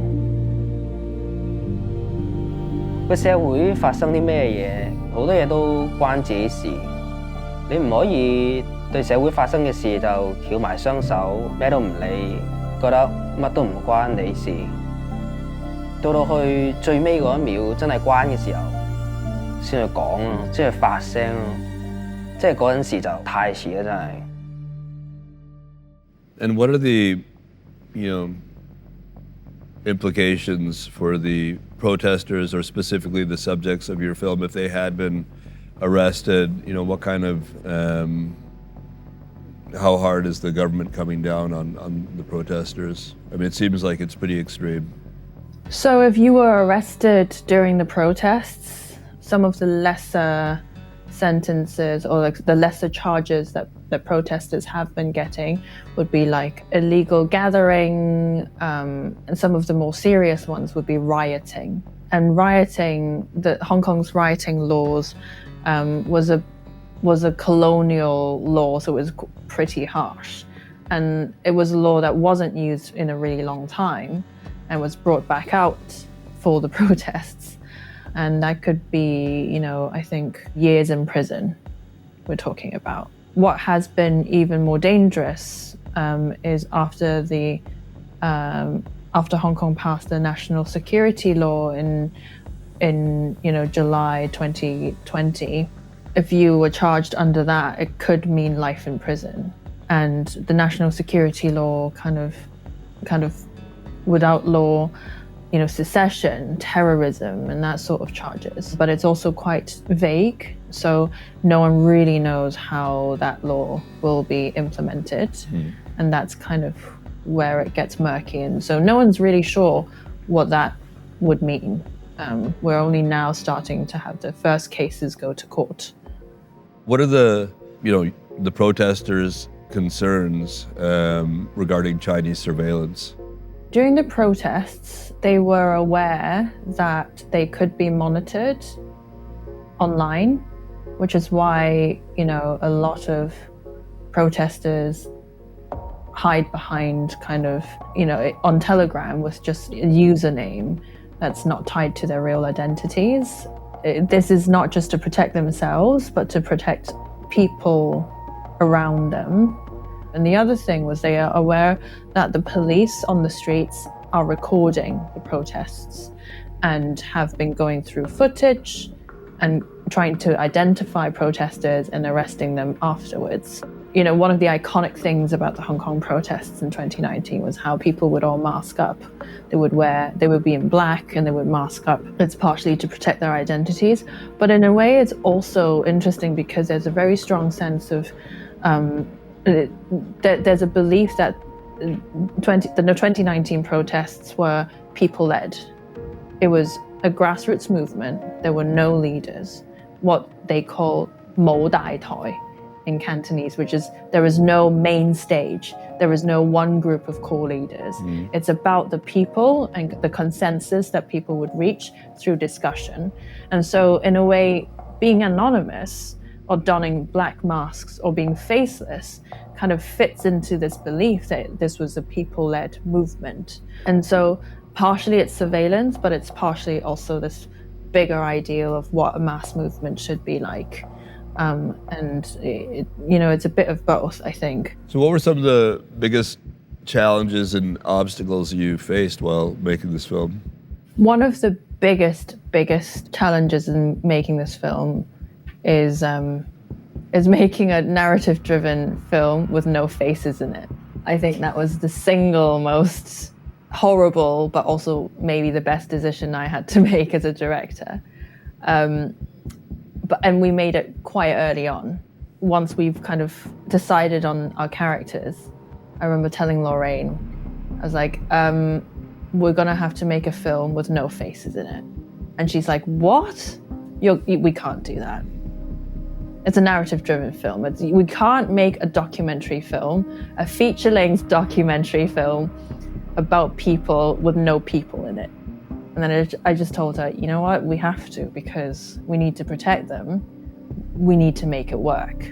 So Scott and I spent a lot of time, Scott, my cinematographer, and I spent a lot of time thinking about how were we going to frame them in the interviews so that each of the characters would stand out as a person, despite us not being able to show you who they are. And I think in the long run, it was the right decision to make, because now, if we would have shown all their faces, the risk would just be too high. Maybe we wouldn't be able to show the film at all. But then it's also one of the best decisions, I think, that I made, because it really fits into this concept of a nameless and faceless movement. We are talking about people who don't want to be famous. They don't need to be famous. They want to be part of a generation or want to be part of a movement. And I feel like, in a way, we're giving homage to that. We are saying that maybe these stories are stories of a few individuals, but that could speak for a bigger group of people. Their stories are personal, but at the same time, they could be stories around perhaps you or in other places where we've seen kind of social movements. And these are people that we could also know and be in our lives, and these could also be their hopes and their dreams. 原來當你除咗好多嘢好辛苦好忙咧，有得返屋企食住家飯係好幸福嘅。我嘅朋友全部都知我好鍾意我屋企人煮嘅飯，即係我屋企人係我爸爸煮嘅啲飯。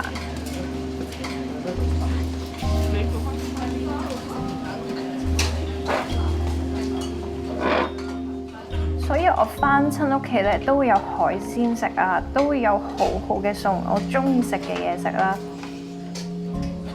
即係或者唔係真係煮到一個5星級大廚嘅質素，但係總之嗰樣嘢就係充滿愛咯。但係我覺得呢啲嘢都已經係曾經咯，即係過咗去啦。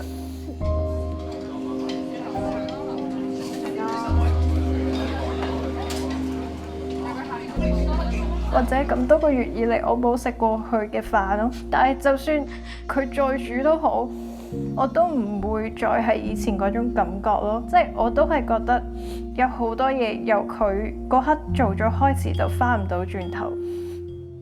I felt like unexpectedly emotional at times as I was getting pulled into the lives of these kind of anonymous protesters, which I was not expecting at all when I started watching the film. I mean, that's great to hear, because I think that is one of the reasons why we made this film. We wanted to go beyond the headlines.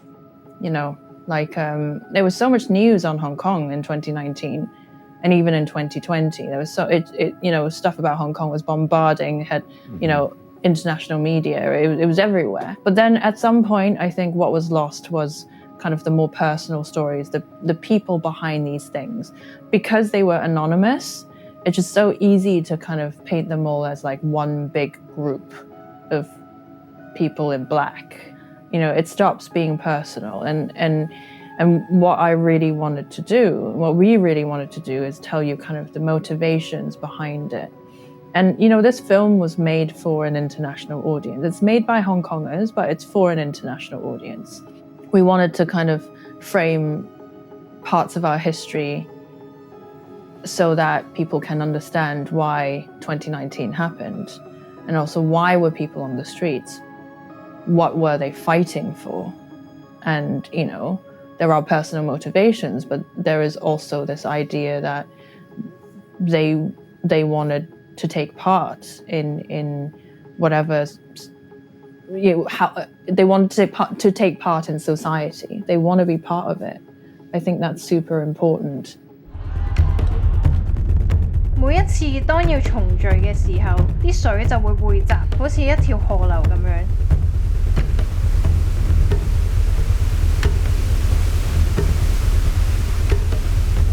就會有一大班人出現。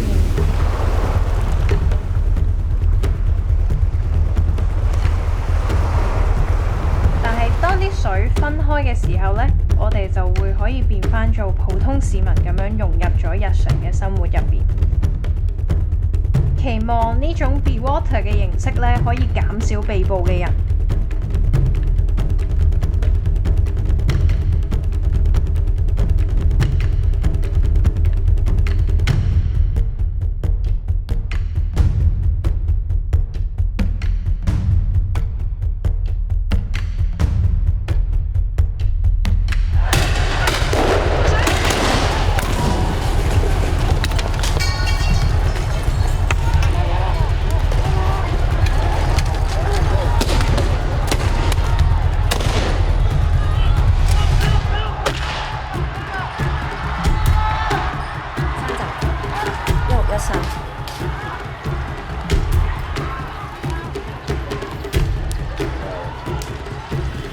其實我哋最主要 point 咗係睇下啲差人嘅布防，佢哋會喺邊個位啦，諗緊佢點樣去將嗰啲示威者咧推到去邊個位。咁我哋會影啲 map 咧，就出去俾我哋相熟嘅團體又好，都叫佢哋可以睇住個 map 咁去走咯。It was amazing to see that kind of behind the scenes of how the Hong Kong protests operated, which makes a lot of sense. That's how they were able to sustain it for so long with so much support. Yeah, I think there were rumors that the CIA kind of ran the show, and then there were also rumors that there were other players involved. But I was there and reporting on all of this myself, and I didn't know anyone who did it because they received money from a foreign actor. We're talking about a generation who are very tech savvy, who are very comfortable in the online world, and also you marry that with kind of Hong Kongers are very kind of entrepreneurial in that way. They're going like, "Oh, how can I make this work? How can I put this together?" We're a finance hub. There are lots of these things that kind of went into it. People are very pragmatic. They go like, "Okay, if people are protesting on the streets every day, if I'm a banker, what can I do? Oh yeah, I can give them money. I'm going to organize these packages. I'm going to buy these things up." So there's a phrase also during the protest that was really cool. It basically says that everyone has a part to play. It doesn't really matter how much you give, in a way, because everyone can give in a different way.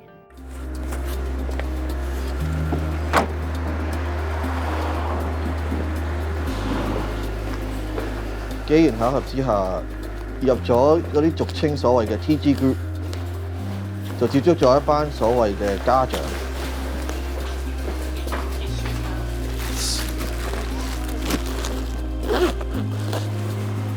我身邊嘅人其實都係同我一樣啊，有自己嘅事業啊，或者都有自己嘅家庭啊，都已經喺咗社會上打滾咗好多年。即係嗰個 filter。additional 一個嘅 filter。咁即係呢嚿嘢夠唔夠用啊？全部夠啦，全部一齊 set 喺上面。OK。一啲防割嘅手套啦。呢個都叫 additional 攞起。好啊好啊。另外就有啲頭盔啦。嗰個咧就所以咧，你如果佢哋唔中意嘅，佢自己同我。抗爭其實我覺得唔係一個單一嘅角色可以做到，所以 that's why 我選擇咗做呢個家長呢個角色。100萬啊、85萬啊、200萬啊，縱使有成200萬人上街話俾你聽 say no， 佢根本係完全係 ignore 我哋嘅民意。之後咧，警察嘅暴力就升級啦。為咗保護小朋友，咁我哋咪要去做多啲嘢咯。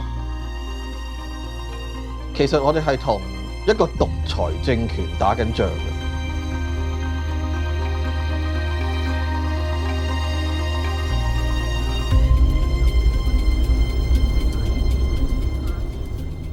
When you were on the ground in the front lines filming, did you ever have to retreat for your own personal safety?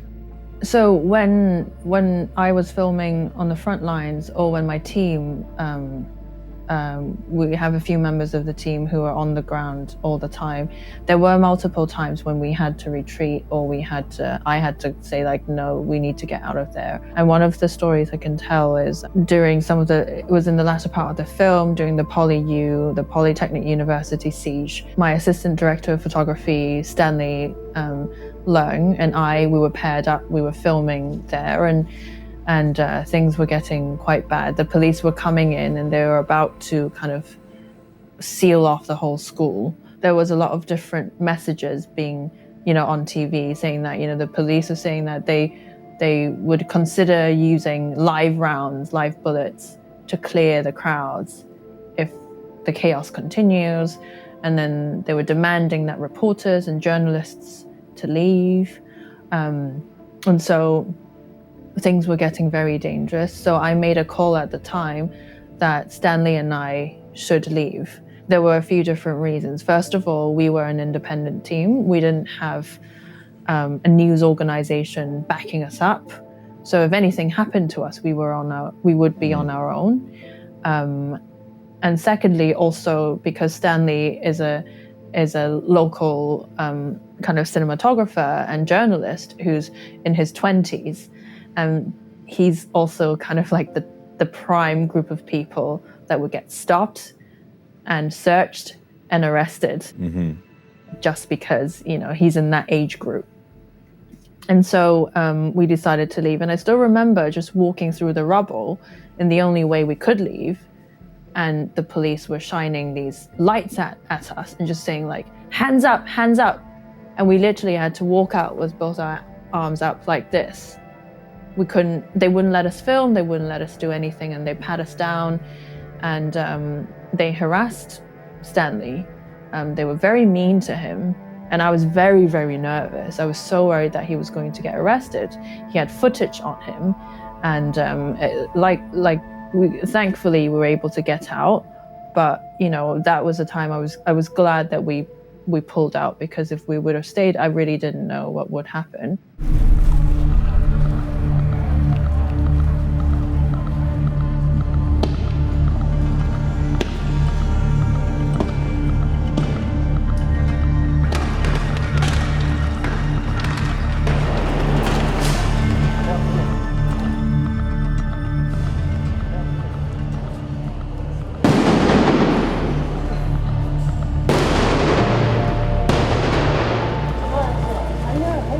如果我俾人打，我就唔還擊，由得佢俾人打。但我都唔能夠接受，如果我身邊有其他手足或者其他人係咁樣俾人欺凌法，我都唔去做任何嘢，唔去為佢申冤。耶穌就會咁樣教導：一個人如果人哋打你嘅左邊面，就要俾翻右邊面人哋打。但係呢個運動似乎又係需要一種以武制暴嘅策略。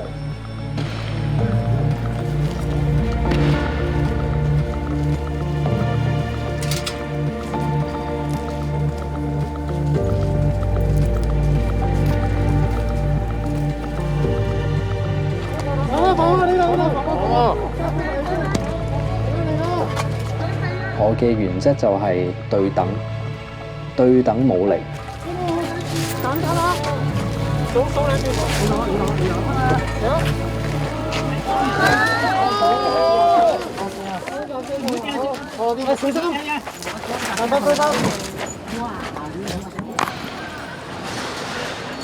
Police are warning that they will use live rounds if they need to contain the crowds. My whole team, everyone has gotten hurt during the protests. Scott got shot in the knee with a rubber bullet, I think. And, Stanley, he was sprayed by kind of water cannon laced with pepper, some sort of pepper solution. So it really burned your skin. It was blue in color, and so he was covered in this blue dye. The camera was covered in blue dye, and he was trying to protect the camera. It was horrible. And Crystal, my assistant director, has been shot a couple of times, and I've been shot a couple of times by tear gas canisters and stuff. So everyone got hurt. There were moments where we had to pull back, and it really is down to the experience of the team and also kind of our person who was watching over us while we were out filming. We always had a person who was in a safe place in contact with everyone, making sure that, we can be as safe as possible. So that was also very important. Before we started rolling on this interview, we were talking a bit about this political awakening that happened in recent years with this younger generation that was involved with the protests, which, after being almost taught to be apolitical growing up, could you speak to that a little bit? And is that something that you wanted to, get across in the film, of this kind of intergenerational transformation that's happening in Hong Kong? I think political awakening is relatively new in Hong Kong. I think throughout the British colonial era, Hong Kongers were quite apolitical, and I think the colonial government has kept it that way. So there's less trouble. People are they don't ask for rights. They are quite happy and content with what they have, and it was kept that way. So I think things really changed after 1997 and the handover, because I think Hong Kong at 1997 became part of China again, and I think Hong Kongers since then have been looking for a space that they could call their own. There's a new generation who grew up not under the British, but in like a new system, under the Hong Kong SAR government. And I think there's that soul searching that went on, the people going like, so who are we, Who do we belong to? And what are our relationship with the city? So I think a lot of the younger folks feel a sense of belonging to Hong Kong that maybe was different from the previous generations. I would say that Hong Kong's the earlier pro-democracy movement started in the 1980s, and that has to do with the Tiananmen Square massacre. Because in 1989, June 4th, there's a group of students in Beijing, Chinese students, who wanted democracy for China, and they were brutally crushed. That really resonated with Hong Kongers. Hong Kong saw that as like, wow, what's going on there? What about us? What's going to happen to us once we become part of China? That was, I think, the first wave of Hong Kongers who became a bit more political. But then again, it kind of died down because, Hong Kong was doing well economically, everyone was making money, China seemed to be opening up as well. But then you have the next generation that is looking at politics and saying like, hey, we want to be part of that. And so I think there is a stronger sense of belonging and community that has really pushed this awakening. I think it was spectacular to see in 2019, but it wasn't sudden. It took 20 years, 30 years of building up to that. And, it would probably take days for us to talk about how it became like that. But how did we get to this part?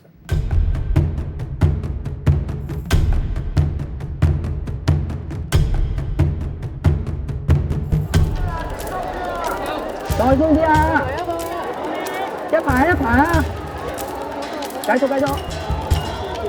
走啦！嘥啡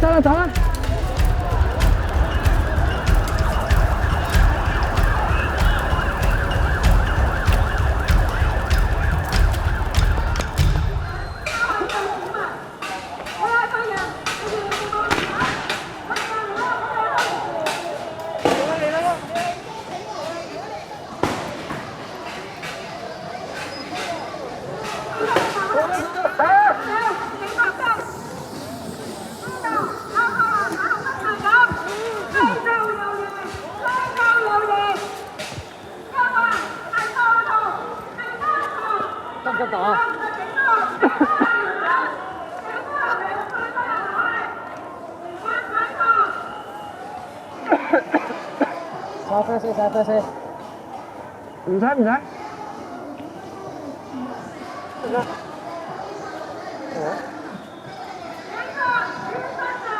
So, what did the protests end up achieving, and where did they fall short? I think it's really difficult for me to objectively say whether I think the protests achieved anything or not. I think that remains to be seen. If you just look at facts or figures, then of course the protests didn't achieve any of, the demands that the protesters wanted. There is no democracy. Things have actually moved backwards. Protests are no longer allowed. Demonstrations are no longer allowed. So in a way, it's gotten even worse. And that has been the argument for some people, saying that, if people didn't go overboard in 2019, we wouldn't be in such horrible shape in terms of, we've lost a lot of freedom of expression, the freedom of speech. It's been a lot more difficult to express any opinion that's different from the official line. It's gotten worse.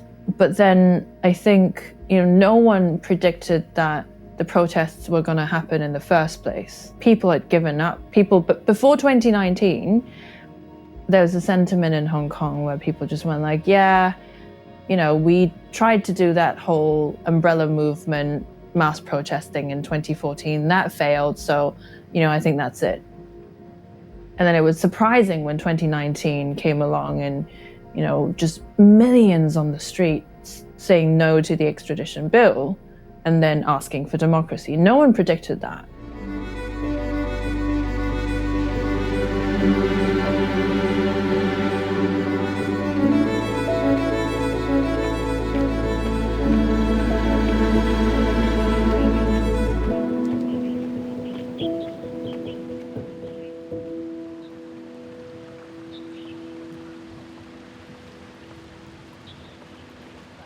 我讀緊大學嘅時候係遇上佔領運動咯，雨傘運動，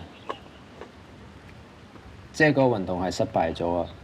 咁但係即係可以係咯，作為學生咁樣去出一分力，去到做一個嘗試喺呢一方面盡自己嗰一份嘅一個香港人，都係好難得嘅。香港人我覺得最緊要嗰個 quality 就係擁抱自由咯。大陸去想蠶食香港嘅獨特性，中共佢讓到香港人好似覺得以為有得自治，有自己足夠不受干擾嘅自由，可以保存到我哋本身自己嘅生活方式。其實大家都知道呢個係大話。我相信有好多香港人嘅醒覺就係，大家覺得自己嘅家園，你自己唔企出嚟捍衛，係唔會有人幫你捍衛噶嘛。呢個係你屋企嚟噶嘛，香港係我哋屋企嚟噶嘛。I ended the film with these beautiful pictures of Hong Kong, of daily life and stuff. In a way, that was the bit where I kind of put a bit more of my own personal feelings in. I don't know what's going to happen in Hong Kong. I don't know what the protests have achieved.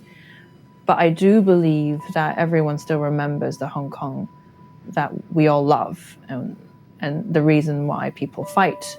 And it's that those daily moments, the places that we love, the people that we love, the communities that we've built.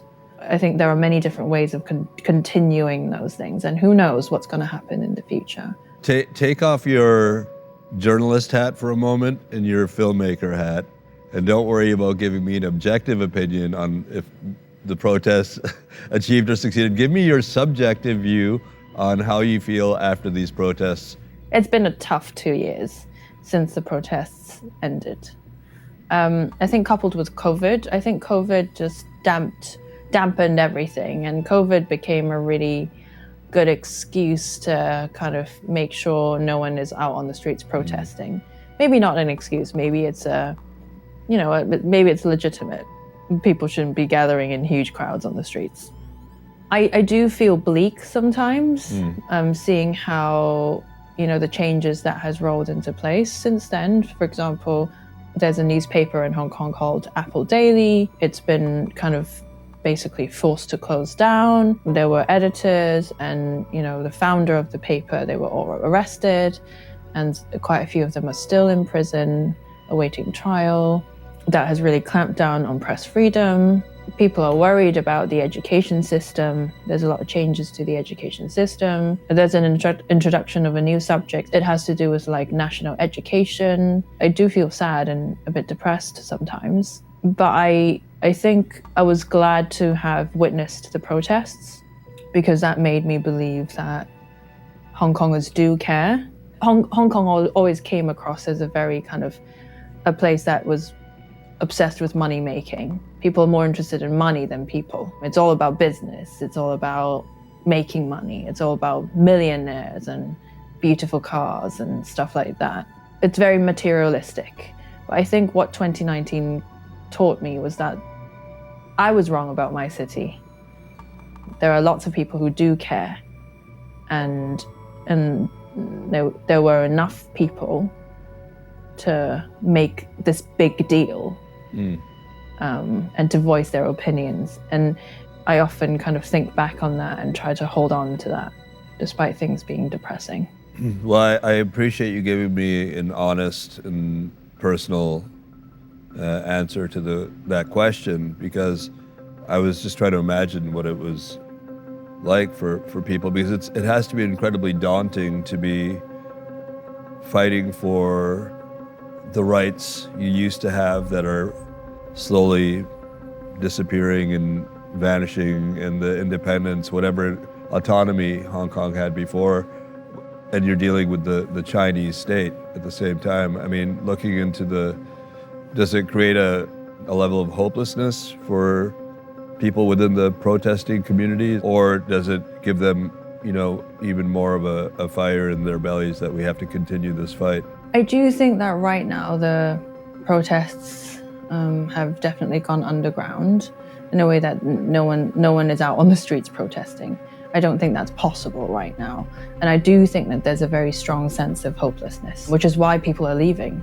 There's so many people who have completely no more faith in the system or in what can be achieved here. They have to leave. They have no trust in how kind of this place will be run, and so they need to go. I know people who are leaving because of their children. They're worried about what kind of education their kids are going to get. So they prefer being overseas where there's a bit more freedom, or where they think that they can trust the education system a bit more. I don't know if there is any more fight right now, to be very honest, in what can be done in Hong Kong. I mean, it kind of feels like it's a fight that can't be won, almost. Like maybe it is time to just raise the white flag and surrender. Although I don't think that's what's going to happen. I'm not an expert on it at all, but I just don't, but I don't see how you could win this fight. See, I always don't like questions about predicting what's going to happen. Like, what do you think is going to happen? What do you think should be? And what's your opinion and what's going to happen in the next 10 years? Like, these are, I think they're quite pointless in terms of we can never really predict. Right. No one thought the Arab Spring would happen. Yeah. No one thought that Syria would be the country to be plunged into chaos because it was one of the most stable countries in the Middle East back then. So we can't predict. All we can do is look at what's going on now in our societies and say, right, what should we be focusing on? What do we care about? We could just do what we can now. I try to focus on that personally, but also as a journalist, what can I truthfully report on? What can I do an honest piece about? How can I tell the stories from the ground to whoever would listen? What's missing in the media about Hong Kong at the moment?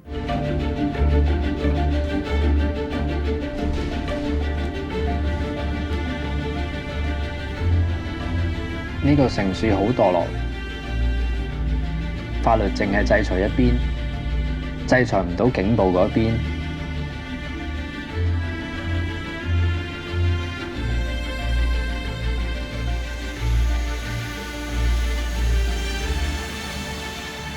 根本係想置呢啲抗爭嘅青年於死地。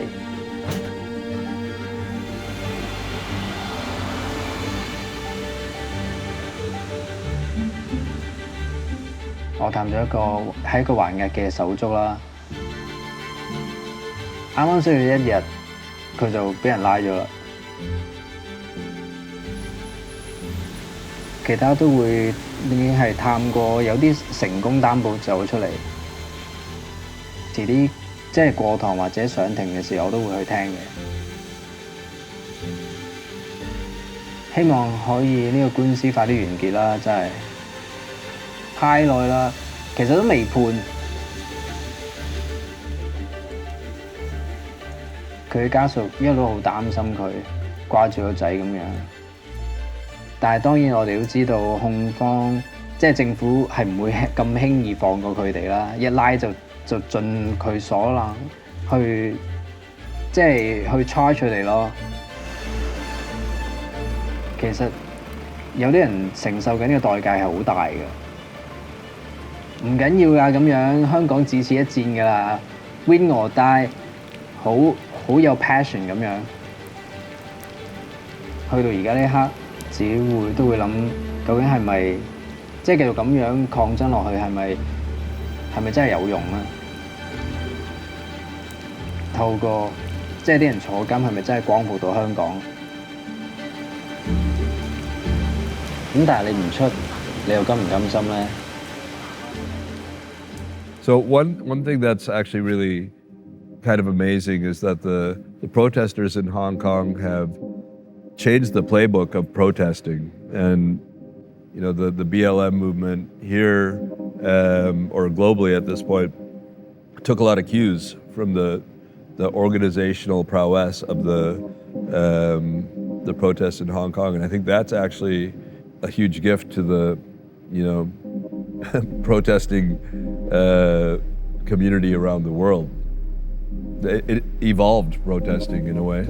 I've been amazed at how resourceful people in Hong Kong are, and I think it's really amazing that has inspired a whole new generation of community organizing and kind of how social movements can be like. I think technology has really played a part in the Hong Kong movement, and I think it will continue to play an important part in the future. But I do also think that governments and states will now start to counter that, because they know that is going to be the new battlefield, like what's happening online and how that translates into mass movements.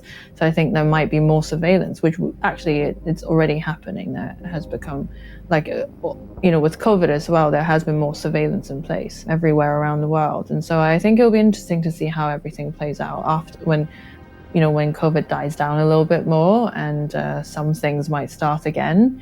It'll be interesting to kind of look at how social movements have changed and evolved. Right.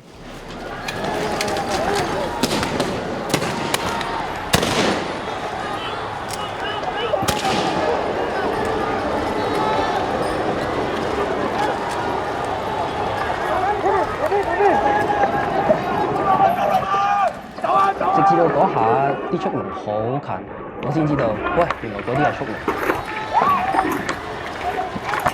我見到有個手足喺我爬走嗰個欄杆嗰度咧，俾3隻速龍撳低咗。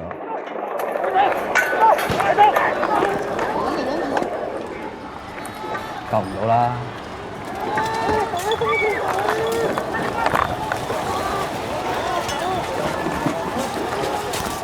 然後有個速龍就係咁射我背脊咯。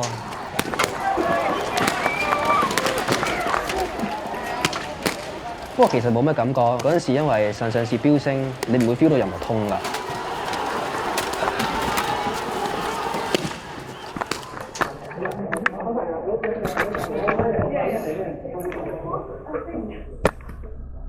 我就應該最後嗰啲人嚟嘅。Faceless has been kind of like a once-in-a-lifetime experience. I'm a first-time director, so I've never done this before. And actually, a lot of people on the team, this has been also their first tries. So Scott Clotworthy, my director of photography, he's a brilliant cameraman. He's worked for many international broadcasters, but this is his very first feature-length documentary film. Sam, who's our editor in America, it's also his very first time editing a feature-length documentary film. So this film is made by a group of people who, this is our first time. And it's been incredibly difficult, but also super rewarding. Has the film screened in Hong Kong, China, the UK, and what kind of reaction has it received? We screened Faceless at the Edinburgh International Film Festival earlier in the year. We were quite sold out, and I think we got some pretty good feedback from it. We're not screening in Hong Kong. We're also not screening in China for security reasons. And also, I don't think we would be allowed to screen in Hong Kong because of the political sensitivities here. I remember speaking to an audience, and in the audience there was a woman from Turkey, and then there was someone from Sudan, and there was someone from Lebanon, and all of them told me a similar thing. Was like, I watched this film, it's about a part of the world that I know very little about, yet I thought the stories could happen in my own country. Mm-hmm. The Lebanese lady said, things in Lebanon are bad and the people are struggling to hold on. She's like, it's heart-wrenching to watch what's going on in Hong Kong, but somehow she felt this comfort saying that. It's interesting it's great, not great, but it's comforting to see that there is another community somewhere in the world that are going through some similar things. And it was a very similar sentiment from the woman from Turkey and the man from Sudan. And I was really touched by that the film was able to kind of transcend just the news and, Hong Kong. It's connecting with people who are feeling oppressed or who understand and know oppression. And that for me was amazing, that I get to kind of have those interactions. And was that what you were hoping audiences would take away from it when you were completing post on the film? I hope that the audience can watch this film and they would want to know more about Hong Kong. They would want to ask the question, so what's going on now? Let me just go home and Google this. What's going on now? I'm not seeing it in the news. I'm hoping that they would go back and then talk to their family and friends hey, I just saw this film about Hong Kong. Do you know this happened? I hope that it would encourage the audience to look a little bit more into this little place in Asia and kind of learn a bit more about that. I want people to be able to transcend almost the cultural and geographical barriers and be able to see them as people.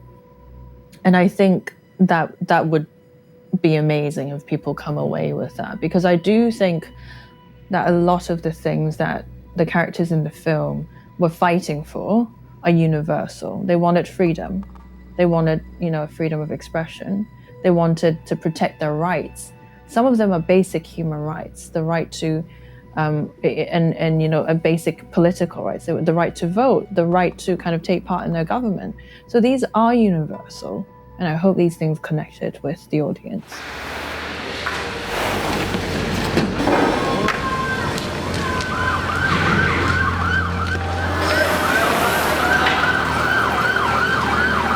The police have cordoned it off. There is no way in, no way out. They have told protesters inside the university that they must surrender.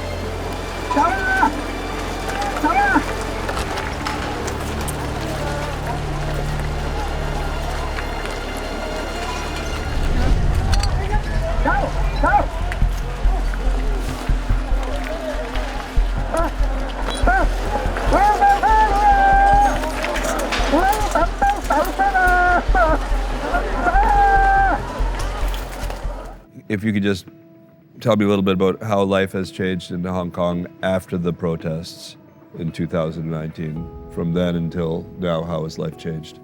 I think the protests stopped quite abruptly in 2020, and a large part of it was due to COVID. Hong Kongers are terrified of COVID because we had a history of SARS. We had a history of, being hit by SARS pretty badly in 2003. So everything just closed down.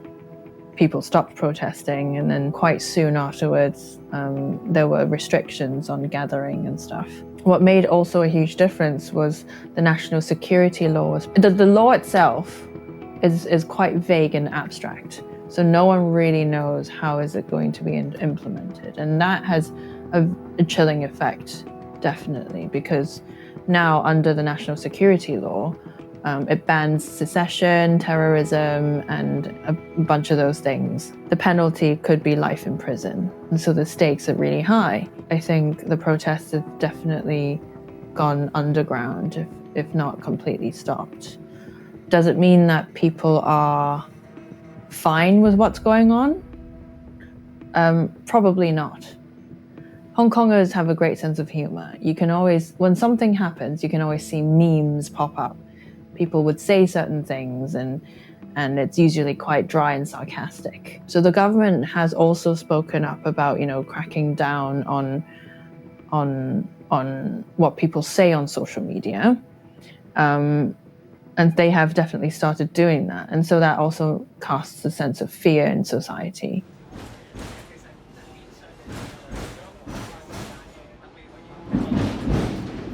大家每日都睇住呢啲好恐怖嘅畫面，好 saddening 嘅新聞，然後我覺得係 suffering 連接咗大家每個抗爭者 suffering， 然後大家想去 resist 呢個 suffering，resist 呢個 oppression， 所以大家出嚟。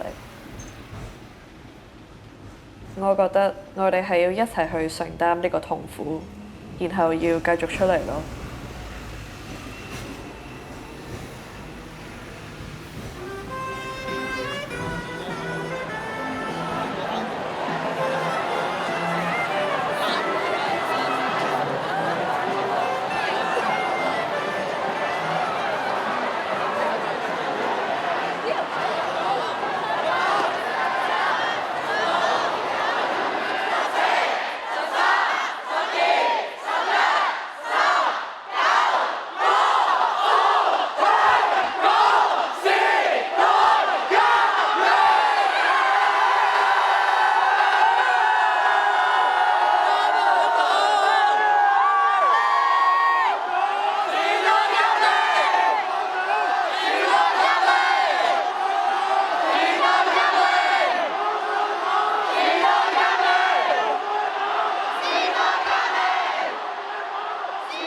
我哋希望有朝一日咧，我哋再喺立法會底下面見到大家，終於可以唔使再 black block 啦，唔使再遮住自己，睇到任何人嘅真面目。我哋倒數啦，數3、2、1，跟住大家除晒啲豬嘴啦。跟住就原來你係生成咁樣，原來你係邊個嚟嘅，原來大家識嘅可能，但係唔知大家一直有出去啦。煲底除罩呢個呢，係我哋嘅一個約定嚟嘅，一定要捱到嗰一日，一定要見到嗰一日嚟。I think in the past, often you have foreign film crews going into these different cultures and trying to tell someone else's story. And people go back and they get these awards. No one really cared about what happened afterwards or like how this film might have kind of impacted that local community. I'm from this community. I'm not going to do that. My loyalty is to the people who've given me their stories. My responsibility is to make sure that I protect them. And I think documentary making needs to evolve in that way, that it's not about the filmmaker, really. It's really about the people that is in the film. It's their story. And I need to stay true to that. And if it means that, I need to break certain rules in order to protect them, that's, probably that rule shouldn't be there in the first place. I think it's really an important film, and that's why we wanted to include it as part of our season for the shortlist. And it's fascinating, and congratulations to you and Scott and your whole team as first-time filmmakers. We're excited to get this out into the world. I'm grateful that we have this opportunity to be part of, this program on Vice and have people watch this. And I'm very excited to kind of see what people think. Jennifer, thank you so much. Really appreciate your time, and I hope that we can... It's nice meeting you, Sarush. Yeah, hopefully we can meet in real life at some point. Please stay in touch.